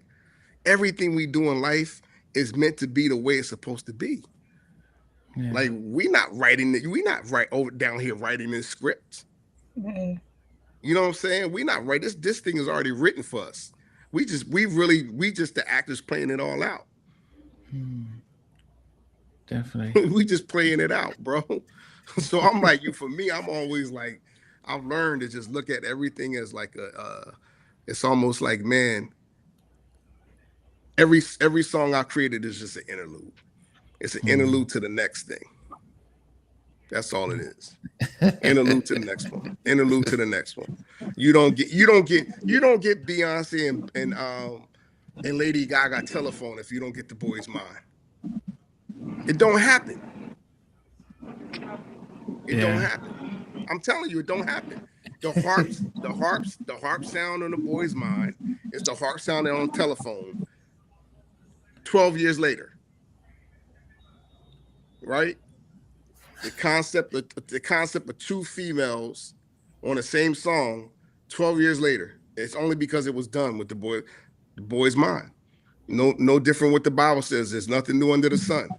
We just going back and that's why if you listen, a lot of people are making music right now that sound like stuff that we heard in 99 and 2000, 2001.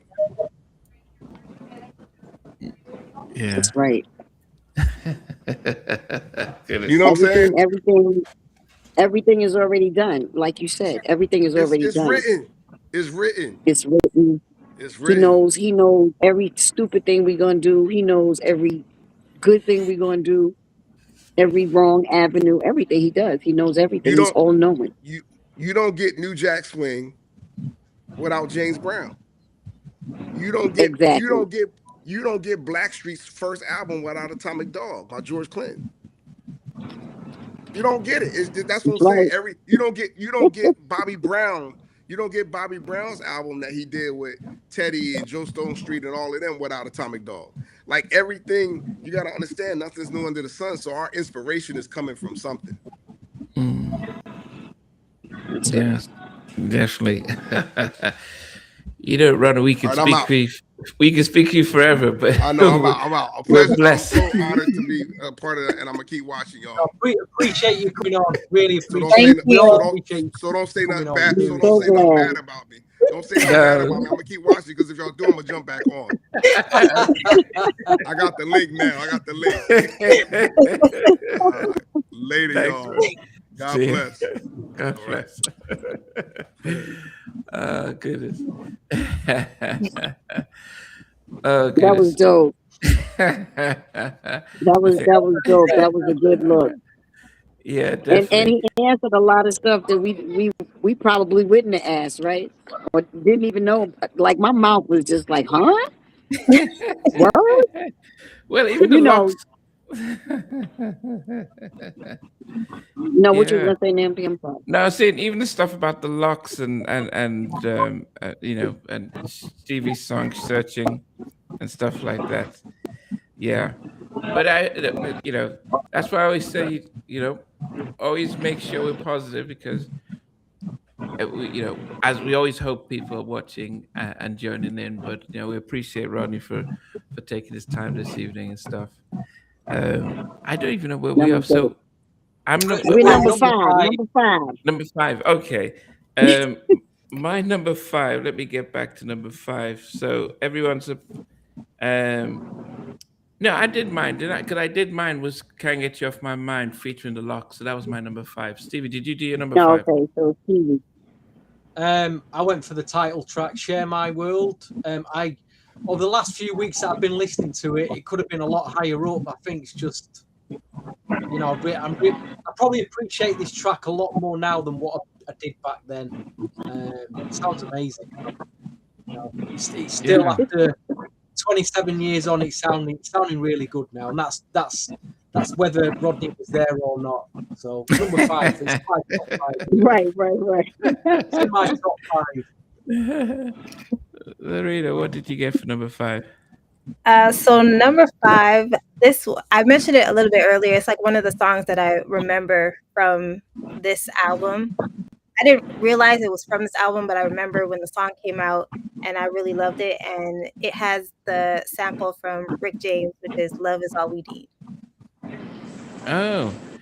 The track with Moonchild from about 1985, I think. I think it's on the Glow album. I've got that vinyl somewhere. It's a great Rick James track. That bit of a classic. Okay, Jackie, what's your number five? Wait, did she say her number five was? Yeah, Love Is All You Need featuring Nas. Yeah.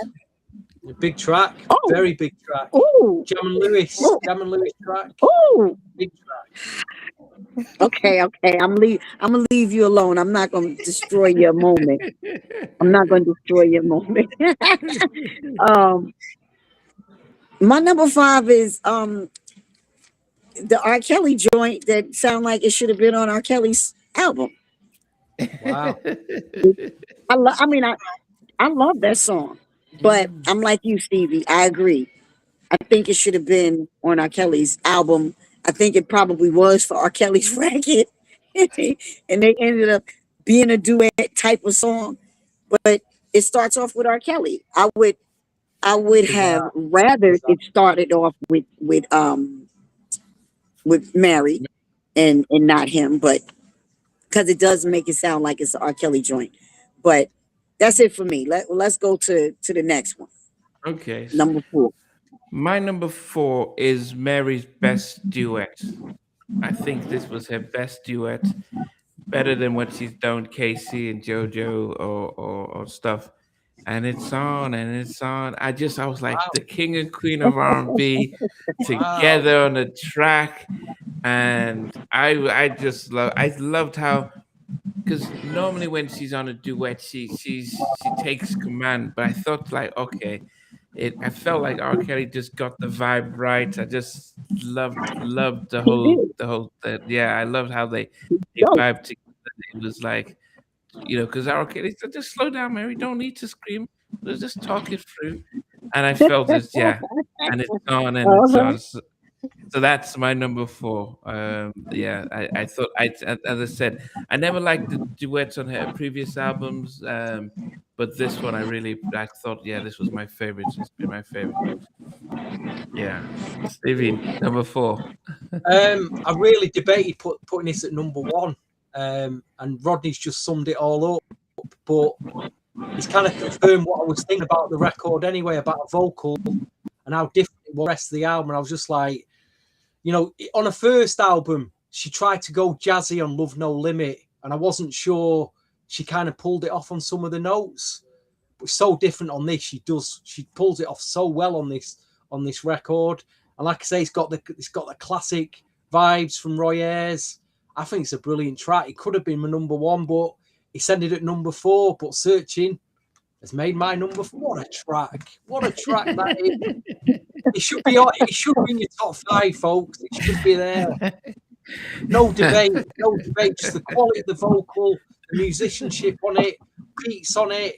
Just a great, it's a great record. It should have been a single, but that's just, in my opinion, for what it's worth. Lorena, what did you get for number 5? Number 4. 4, right? number 4. Okay, so number 4 is the title track of the album. It's Share My World. I love that song. So that comes in at number 4 for me. Okay. We like your number 4. We like your number 4, girl. Okay, my number 4 is 11 years out of my life. I should have. What she say? I should have left your ass 1,000 times. 1,000 times. Not Gonna Cry did it for me. You know what I'm saying? Like, it was ridiculous on the soundtrack. Classic movie. One of the songs that you definitely gonna remember from the soundtrack, but from this album, because like we were talking about it being on this album. What were you saying, Namdi? Did you say something about this was on her record before it was going to be for the movie? No, Did you no, say no, that? no, Because I was going to say, no. I know it was written around the movie because the 11 years was the whole Angela Bassett with, with dude. But I felt like Mary put her eyeballs and her damn toes in this song. I felt all of her heart. No, seriously, I really felt all of her heart on this joint. Like, it just moved me.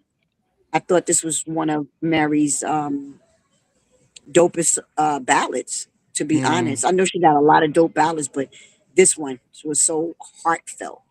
Yeah, So It was like and I'm gonna say this really quick. It was like for me what Aretha sung on the Waiting to Exhale soundtrack. It Hurts Like Hell. It had It Hurts Like Hell and Not Gonna Cry had that bang, that pull your damn heart out. My heart hurt. I can't stand that mofo right now. You did all kind of stuff to me. I'm broken. That's what I got from Not Gonna Cry and It Hurts Like Hell. So I'm just saying this is one of my joints. That's my number 4. Okay. That's my number 4. Number 3 for me is because when I started this, I had my top 3. I had my top 4 down. I already put them in, and the rest got organized. And number 3 for me is the title track. I love the vibe. I love the she did the la la la. I love the production. And as I said, and as I was saying to Rodney, it didn't sound like Rodney. What we got to know of his production later on, so you wouldn't, unless you read the credits, it's like, oh, so he did the production and co-writing on this track. But yeah, I love the song. Share My World at number 3. Okay. Wow. What about you, Stevie? What's your third one? Again, this is another record that could have been at number 1.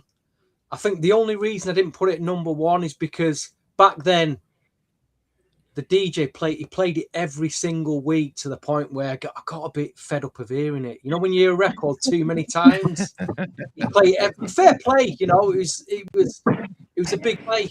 But I Can Love You with Little Kim is at number 3.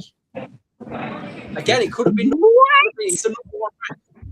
Just for only that reason, I heard it. I was there. I heard it in the club every single week.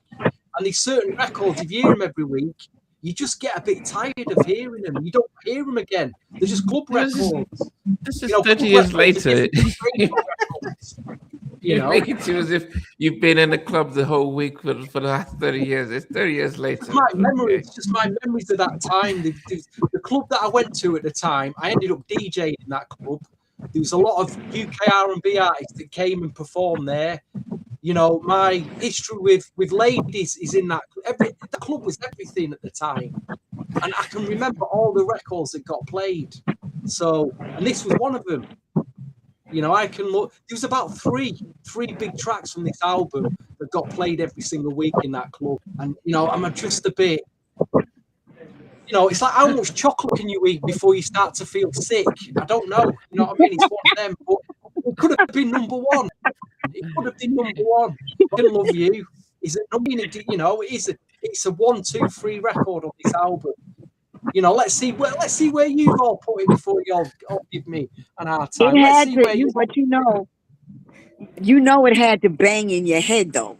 You know, that was a headbanger. So they had to play it over and over again because you had to hear Little Kim come in on that. How If I many told times you do I once, need I to told hear you say, twice.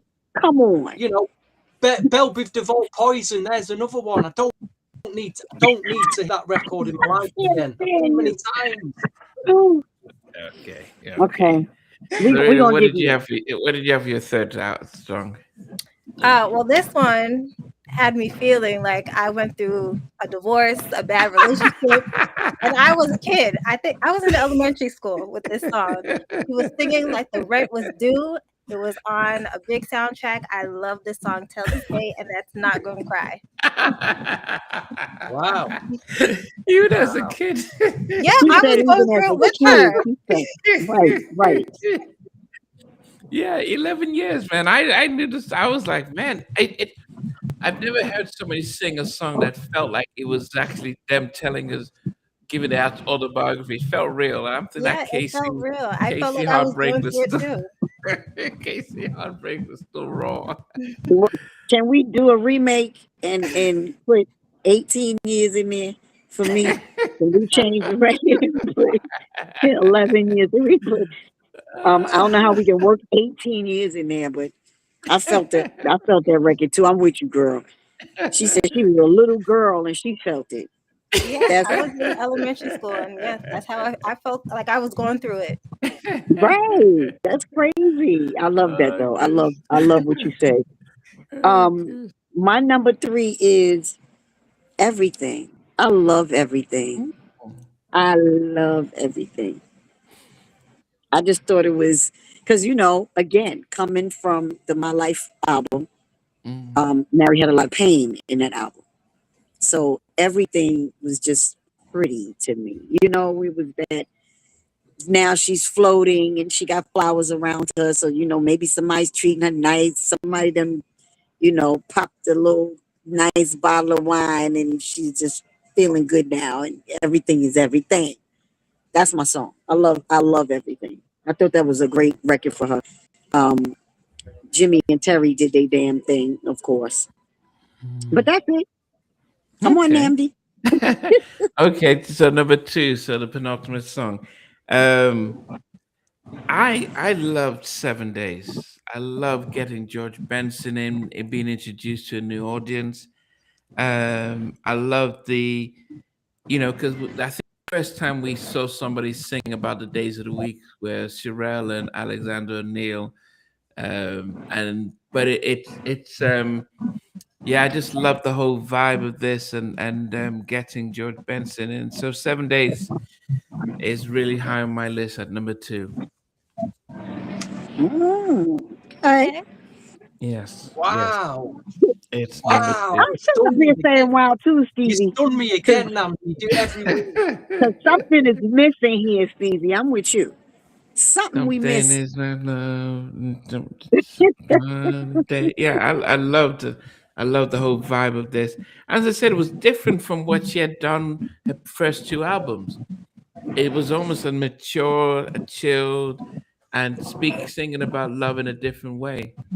Yeah, very positive track. Do you know what I think it is, Jackie? There's certain chords in R&B, in slower R&B records that Namdi seems to go for every week. He always picks one of these type of tracks pretty highly, and it has, if I think about it, it's got similar chords to changes that I've heard in other tracks that he's picked. So in a way, it shouldn't surprise me that. That's so big for Namdi. That's what he's into. That is what he's into. He threw me off on that one. I'm thrown off on that one. Wow. Oh, goodness. Stevie, what did you put for your second track? I'll be honest again, I debated putting this at number 1. The only reason I didn't put it number 1 because it's painful for me to listen to. Not the record is painful, it's the memories it brings back. Again, I was in that club at the time. I was seeing a woman, and I'll say this to guys now because I always get to this point. There's the younger generation now of guys. They don't want to approach women because they think women are just out for money. They don't think that a woman's going to love them. I can assure you now, guys, because I've experienced it. If you are open to it, there'll be somebody out there for you who will genuinely show you what you're looking for, that true love that, deep down you really want to search for. I got it back then, and I treated it badly, and that's the painful memory that this record, because this record is talking about my everything or everything to you, and it's a lot of, I treated this girl very, very badly, so brings a lot of painful memories back. But it's at number 2, amazing record. The best drum in it is just, it's a kid. What I said about Poke and Tone earlier being like, Dollar Store P Diddy production. On this, the production is top class. The bass drum is a killer. It is a remake, but it's done so well. It's a killer track.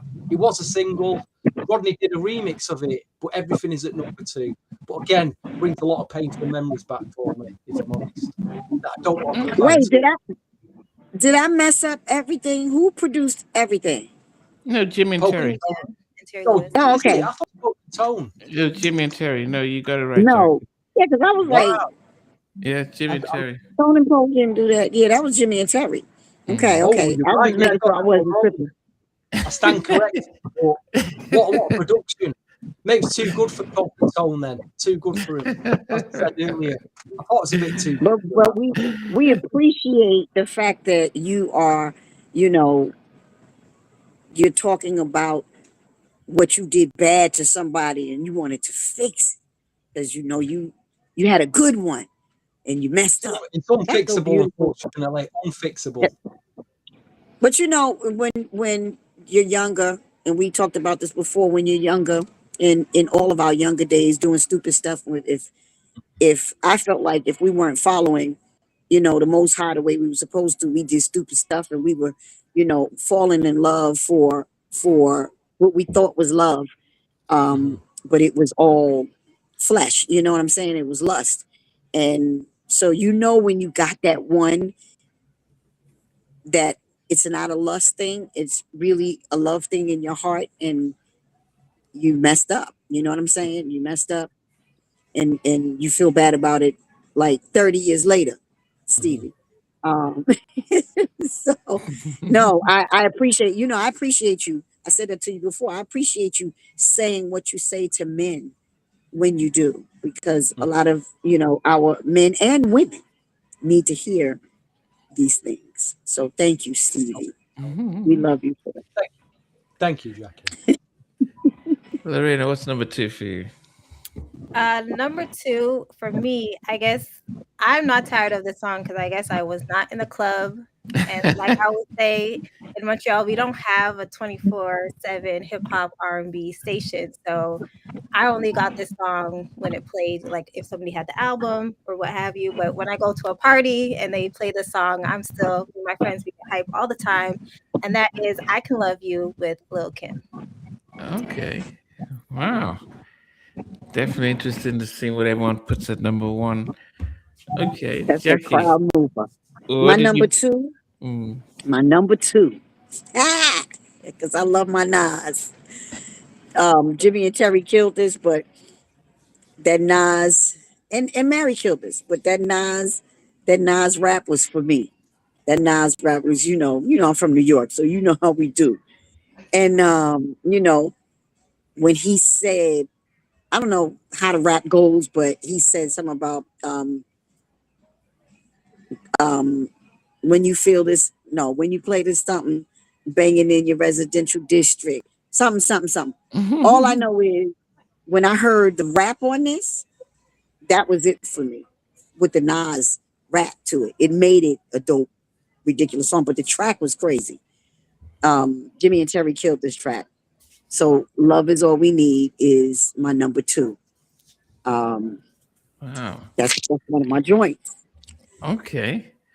Well, okay. So before I get to my number 1, I'm going to go and start from number 15. I didn't put the interludes down to number 1. So at number 15, I put Natural Woman. At number 14, I put Our Love. At number 13, I put Love Is All We Need. Number 12 is Everything. What? So I didn't rate the Jim and Terry tracks on I didn't enjoy Wow, man. how she sang with those 2 songs. Number 11 is Missing You. Number 10 is Searching. Number 9 is Keep Your Head. 8 is Round and Round. 7 is Get to Know You Better.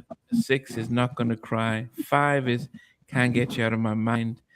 Number 4 is It's On with R. Kelly. Number 3 is Share My World.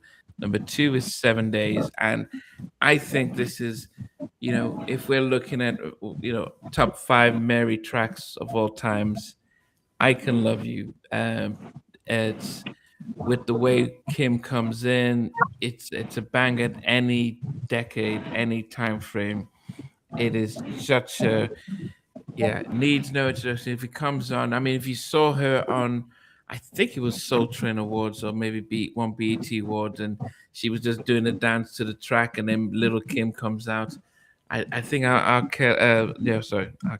I Can Love You. It is just such a, and that's a different thing. She's singing about I Can Love You, almost like trying to get into relationships. We spent decades listening to Mary sing about heartbreak, and here she is singing about trying to get into a relationship, upbeat and everything.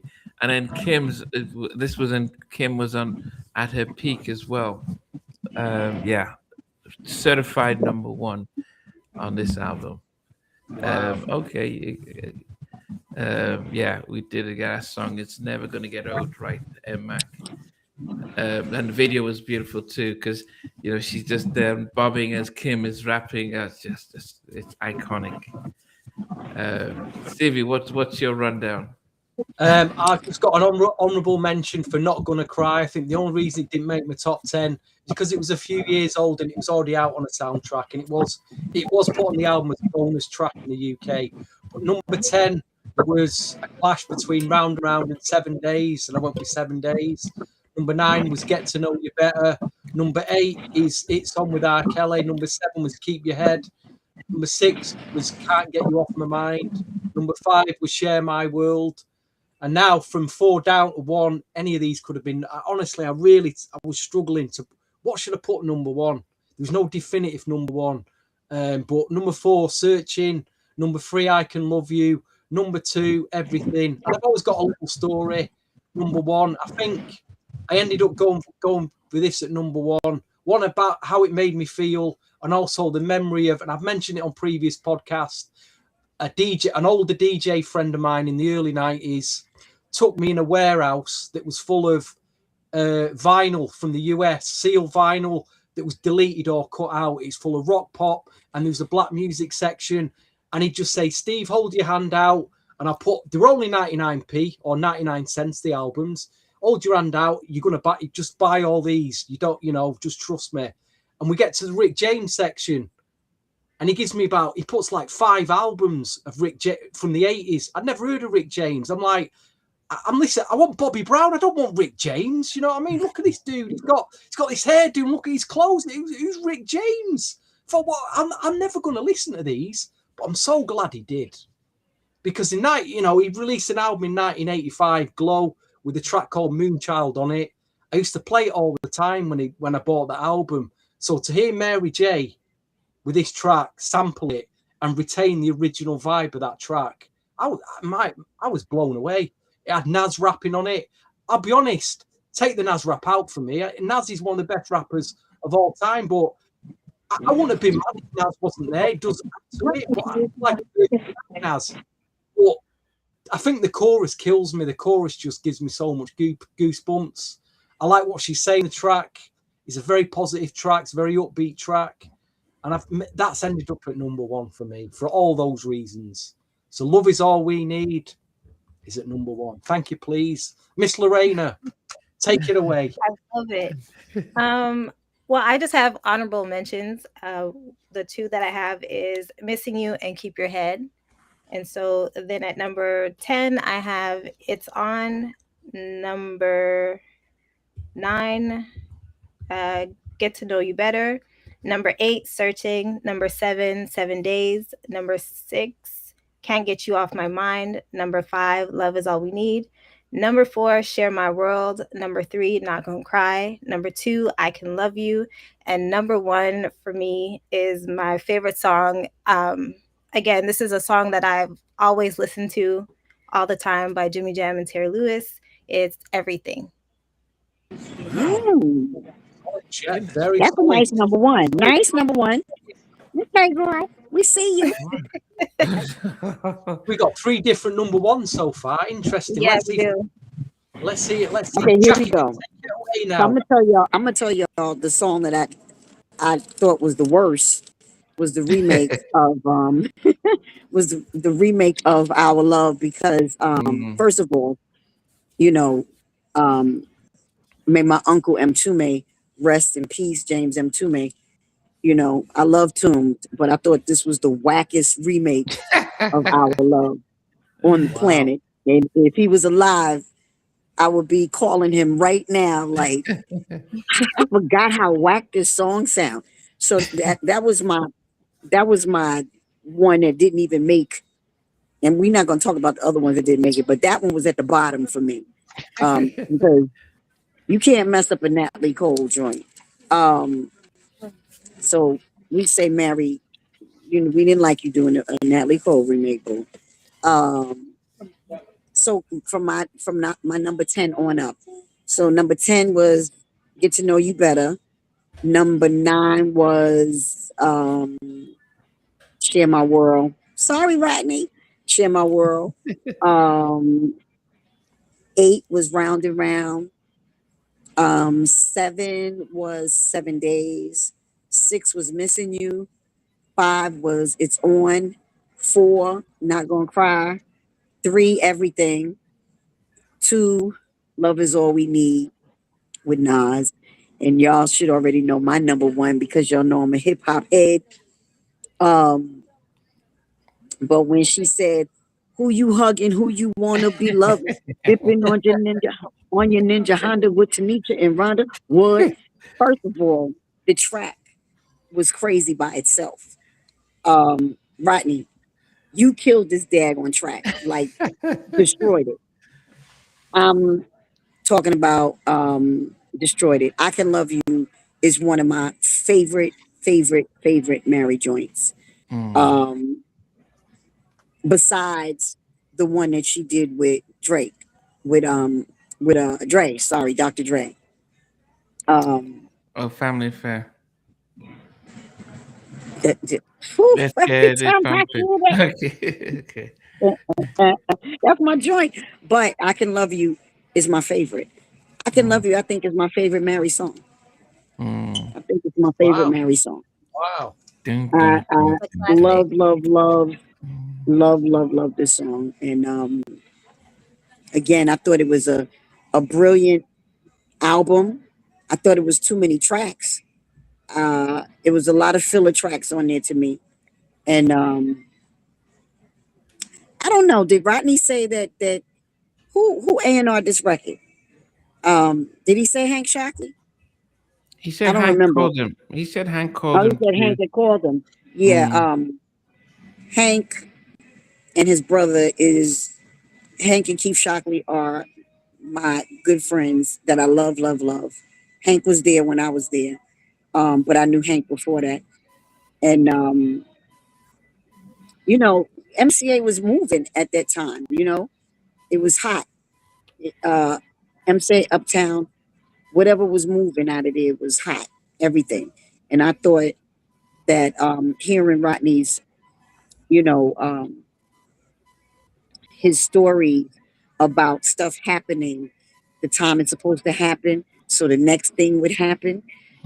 He's absolutely right. He was in the right place at the right time because he was supposed to be there, and he was supposed to make these hits. And you know, he got classics. Period. I Can Love You is definitely a classic, and it's fire. That was my number one. Definitely. Wow. So both myself and Jackie had a number one. Lorraine and Stevie had different number ones, but we can all agree that actually it was a fun episode. Amazing Um, episode. Amazing um, episode. but Yeah. Yes. also have to give shout out to Ronnie for watching, but also for coming on, which you know normally, yeah, which is really, and being able to give some insights as well. Um, Jackie, we appreciate you coming on, looking like a diva, looking like a looking like Diana Ross from the. It's cold. It's It's cold. cold outside. And this is I think this is the second time. I can't count how many times Jackie has been on halftime chat, but this is Oh one of my the first god. times that you're not been in your car. I know. I So know. I it's not. I'm know. not used to it. No, yeah, used to talking to you outside of your car. So But it's but then I'm not in my car, but I'm in the mall. Like, who in the does mall. that? And I'm in Yeah, the mall yeah, because I yeah, got stuck close to the mall, and I'm like, well, let me go run to Nordstrom's and sit down. But man, Yeah, I Jack. I always In the new appreciate year, though, pick another album in the new. We're gonna have to get you on again. Pick another album that you want to do, and we'll do it definitely. You already know I'm in because you know, Stevie, you already know you're gonna crack me up from the door because it's always gonna be something that you're gonna go in about. Um, y'all, you and Nambi always have these crazy songs that you're like, how did you get to that number? But I think it's dope because everybody hears these songs differently. And for our baby girl that's on here, you know, we definitely giving her love because she's not only in a cold in a cold area where she lives. Add some hot chocolate for me, boo. But I will. you know, we're older generation. You know what I mean? And you're younger, and you hear things the way you hear it, and we love that. You know, your generation is coming into the generation with us, so that we can, you know, collaborate on what we hear and what it sounds like to us. You know, and like you said, um, hearing songs from when you were a little girl, you felt like you was feeling the pain.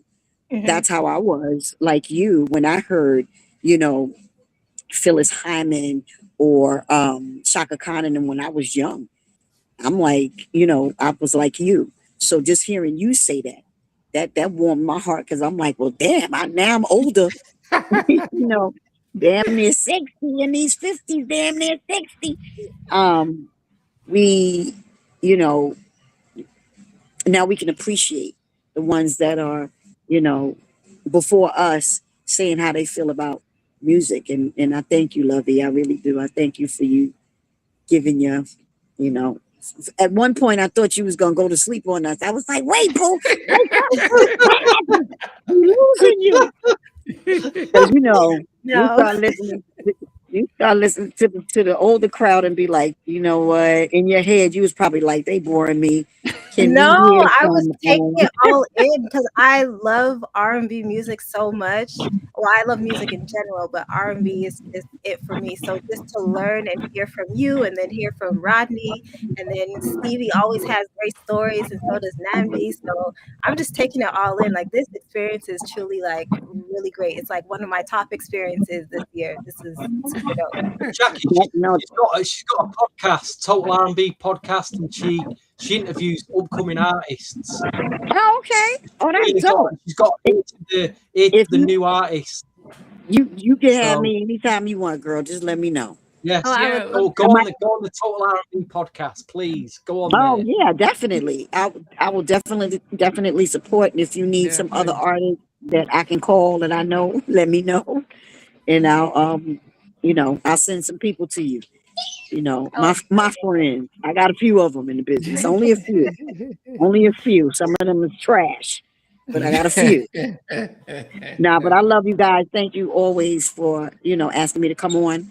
Um, you know, I'm glad my daughter's diabetes thing didn't go off while we were on with the baby crying, Namdi. Yeah, I mean, But yeah, when I'm sending messages to Jackie, then there's a time that I heard a baby cry, and I'm thinking, Jackie, whose baby are you looking after? It's just, she said, but and yeah, it was my daughter's alarm for her diabetes. Like when she was dropping low, Namdi was like, I was like, Namdi, that's the baby crying alarm. That's the okay, alarm yeah, okay, for her, yeah. you know, her sugar dropping. But I love you guys always. Y'all know Have a great anytime Christmas, y'all need Jackie. me. Have a yes. really good I Happy don't Christmas. I holidays. don't celebrate, but Oh, you're you know, full of it. y'all Whatever enjoy. you do, then. Y'all Whatever you do enjoy. during Yes, that day, whatever I have a good do, day. that's Whatever right. you I'm a pray and fast and you know, just pray that we can fight this whole AI movement because that it's not a good movement. No, definitely, It's not a good definitely. movement, you know, and I just pray that our true musicians and producers don't run after the bag, Mm. um, and keep it 100 to keeping it real music. Because once we take our real souls out of the music, it's done. do. It's a Mm. wrap. And And it feels like we're on the verge of that, doesn't it? It really does Mm. feel like we're on a it tipping does. point at the moment. It does. But I Scary, think that, very you scary. know, our producers, you know, the real producers, the classic producers, and I'm not gonna say it's terrible for them to do, but I'm like this. We know you have choice, you know. You have the choice to say, I want to eat the apple or not, or eat off the tree of knowledge. And I think with the whole AI movement, I say no. because it's too robotic for me. It doesn't feel natural. It feels evil. And I just hope that a lot of people fight against it. Because if it wins, we're done. We're Yeah, done. yeah, yeah. So I love you guys. I'm, I'm gonna go get my car before they put me out of the mall. I Yeah, think it's no, closed. no, I we think it appreciate. closed at 7. No, we love you and appreciate you, Jackie. But yeah, we'll do this again soon. Yeah, I'll pick. Well, y'all send me an album that y'all want to do, and then I'll tell you if I'm interested in that album. Y'all let me know. Or if you think of any albums you want to do, let us know. Seriously, let us know. Okay. I think. Let me see. I'll think of one because maybe we could do.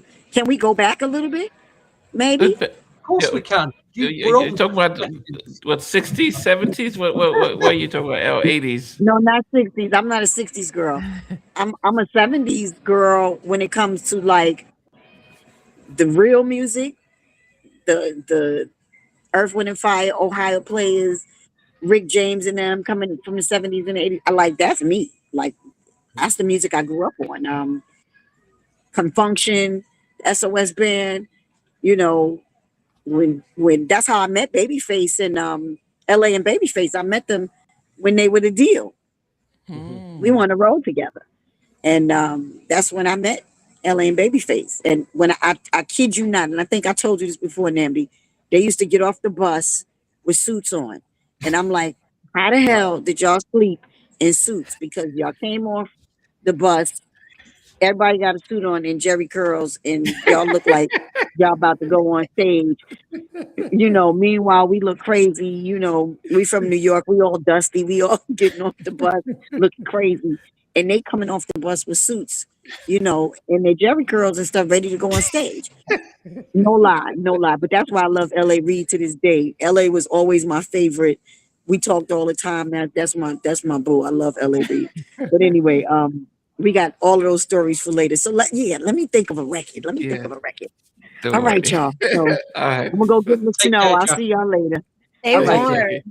Bye, Bye-bye. baby. Thank you. Oh goodness. So how have we felt about today, guys? Just it's a real. You've got to sum up what you know. We had an opportunity there to talk to Rodney Jerkins. That, you know, the guys produced Michael Jackson, Beyonce, Mary J. Blige. I mean, how many? That's a humbling experience. How many R&B fans would love to have had that moment? Please reel the bit that I asked him about Roy Ayers. I know what I mean when I do things, please, Andy. I'll send you a check in the post, mate. How did you feel, Lorraine? Because you didn't ask a question. You just kept. I was like, is this really happening? Well, sorry, Namdi. I'm not like you. I don't have these people in my phone or following my channel. So to me, it was such an amazing experience. Like, I really can't believe that happened. And, you know, he was just answering questions and just, you know, dropping gems. So I truly appreciate this experience. I'm so glad you were here for that, because that, you know, for what you've been doing, to also have that moment with us like that will inspire you to keep pushing with what you're doing. Because, you know, moments like this happen if you keep doing what you're doing. Same thing I did on radio for 10 years when I was thinking, should I keep going? Should I keep? And then a moment like this would happen, and it just keeps you pushing on. So I'm glad it's happened. I'm glad you were here to experience it. You know. Yeah. Me too. I was glad to be able to ask him about when we touched on how the whole story that Teddy was just outside and just said, "Hey, can you build?" and how simple it just felt like it. But that's such a golden track, which I hadn't heard until we did the album review, and I'm like, man, this is. As soon as I heard it, it was number one. But and I didn't know that was Teddy. I'm thinking, I wish Teddy was doing something similar to this. But yeah, I mean, the fact that you know it's and I know there's a time I think I did an interview and stuff, and Terry Lewis commented, so I'm very mindful of, and even how I Lily from SWV when I interviewed Tabitha from Cut Close, she commented like, man, this the it because Tabitha was talking about her own experience, and Lily commented. So it's a good thing that we always show love in a respectful way. We may not like a song, but it's never nothing bad and stuff like that, because you just never know who's watching, who's listening, and it's always a celebration. Well, so yeah, I appreciate Rodney for joining and blessing us with that stuff. All right, guys. So we appreciate you guys as always. Always, as you guys, you guys are always part of the show. Every comment you make, as even though I've put it up here now, but we're all watching and listening to that and adding to it. So we appreciate everything that you're doing and stuff like that. So there for everything. I mean, there's also a video for it. Yeah, I think we do remember that remix. yeah. All right, guys. So total in a few weeks, haven't we? The total we got. Never mind Total R&B podcast. We got the group Total. We'll be doing their albums in a few weeks. So looking forward goodness, to that. I forgot about So guys, so next week is New Jack Swing podcast. We are doing a Christmas special, and then on the 28th, we're doing the total catalog, both their first and second albums. So join us for that. So get your top 10 ranked, and Adelaine will join us back on that as well. But as always, we appreciate you. We love you guys. We're going to do a quick debrief while we say goodbye. And then we'll catch you guys next week and the week after next. Take care. Good evening. Bye-bye. Hey, guys. Thanks for watching. Thanks for being a part of Halftime Chat. Please remember to subscribe, share, and comment. But most importantly, why don't you become a member of Halftime Chat? We've got amazing videos, amazing perks, and being able to support the channel. But anyway, thanks for watching. Take care. I never participated in that kind of. And somewhere in between us, or even loving us, on which I didn't miss you with. What was it like growing up? She's still making an impact on 4 houses down. I have a couple of pieces. Trying to get this one and that one. That works for you, but just for me, No. Okay, you okay. They understand what Jonas' voice is winning all spirits.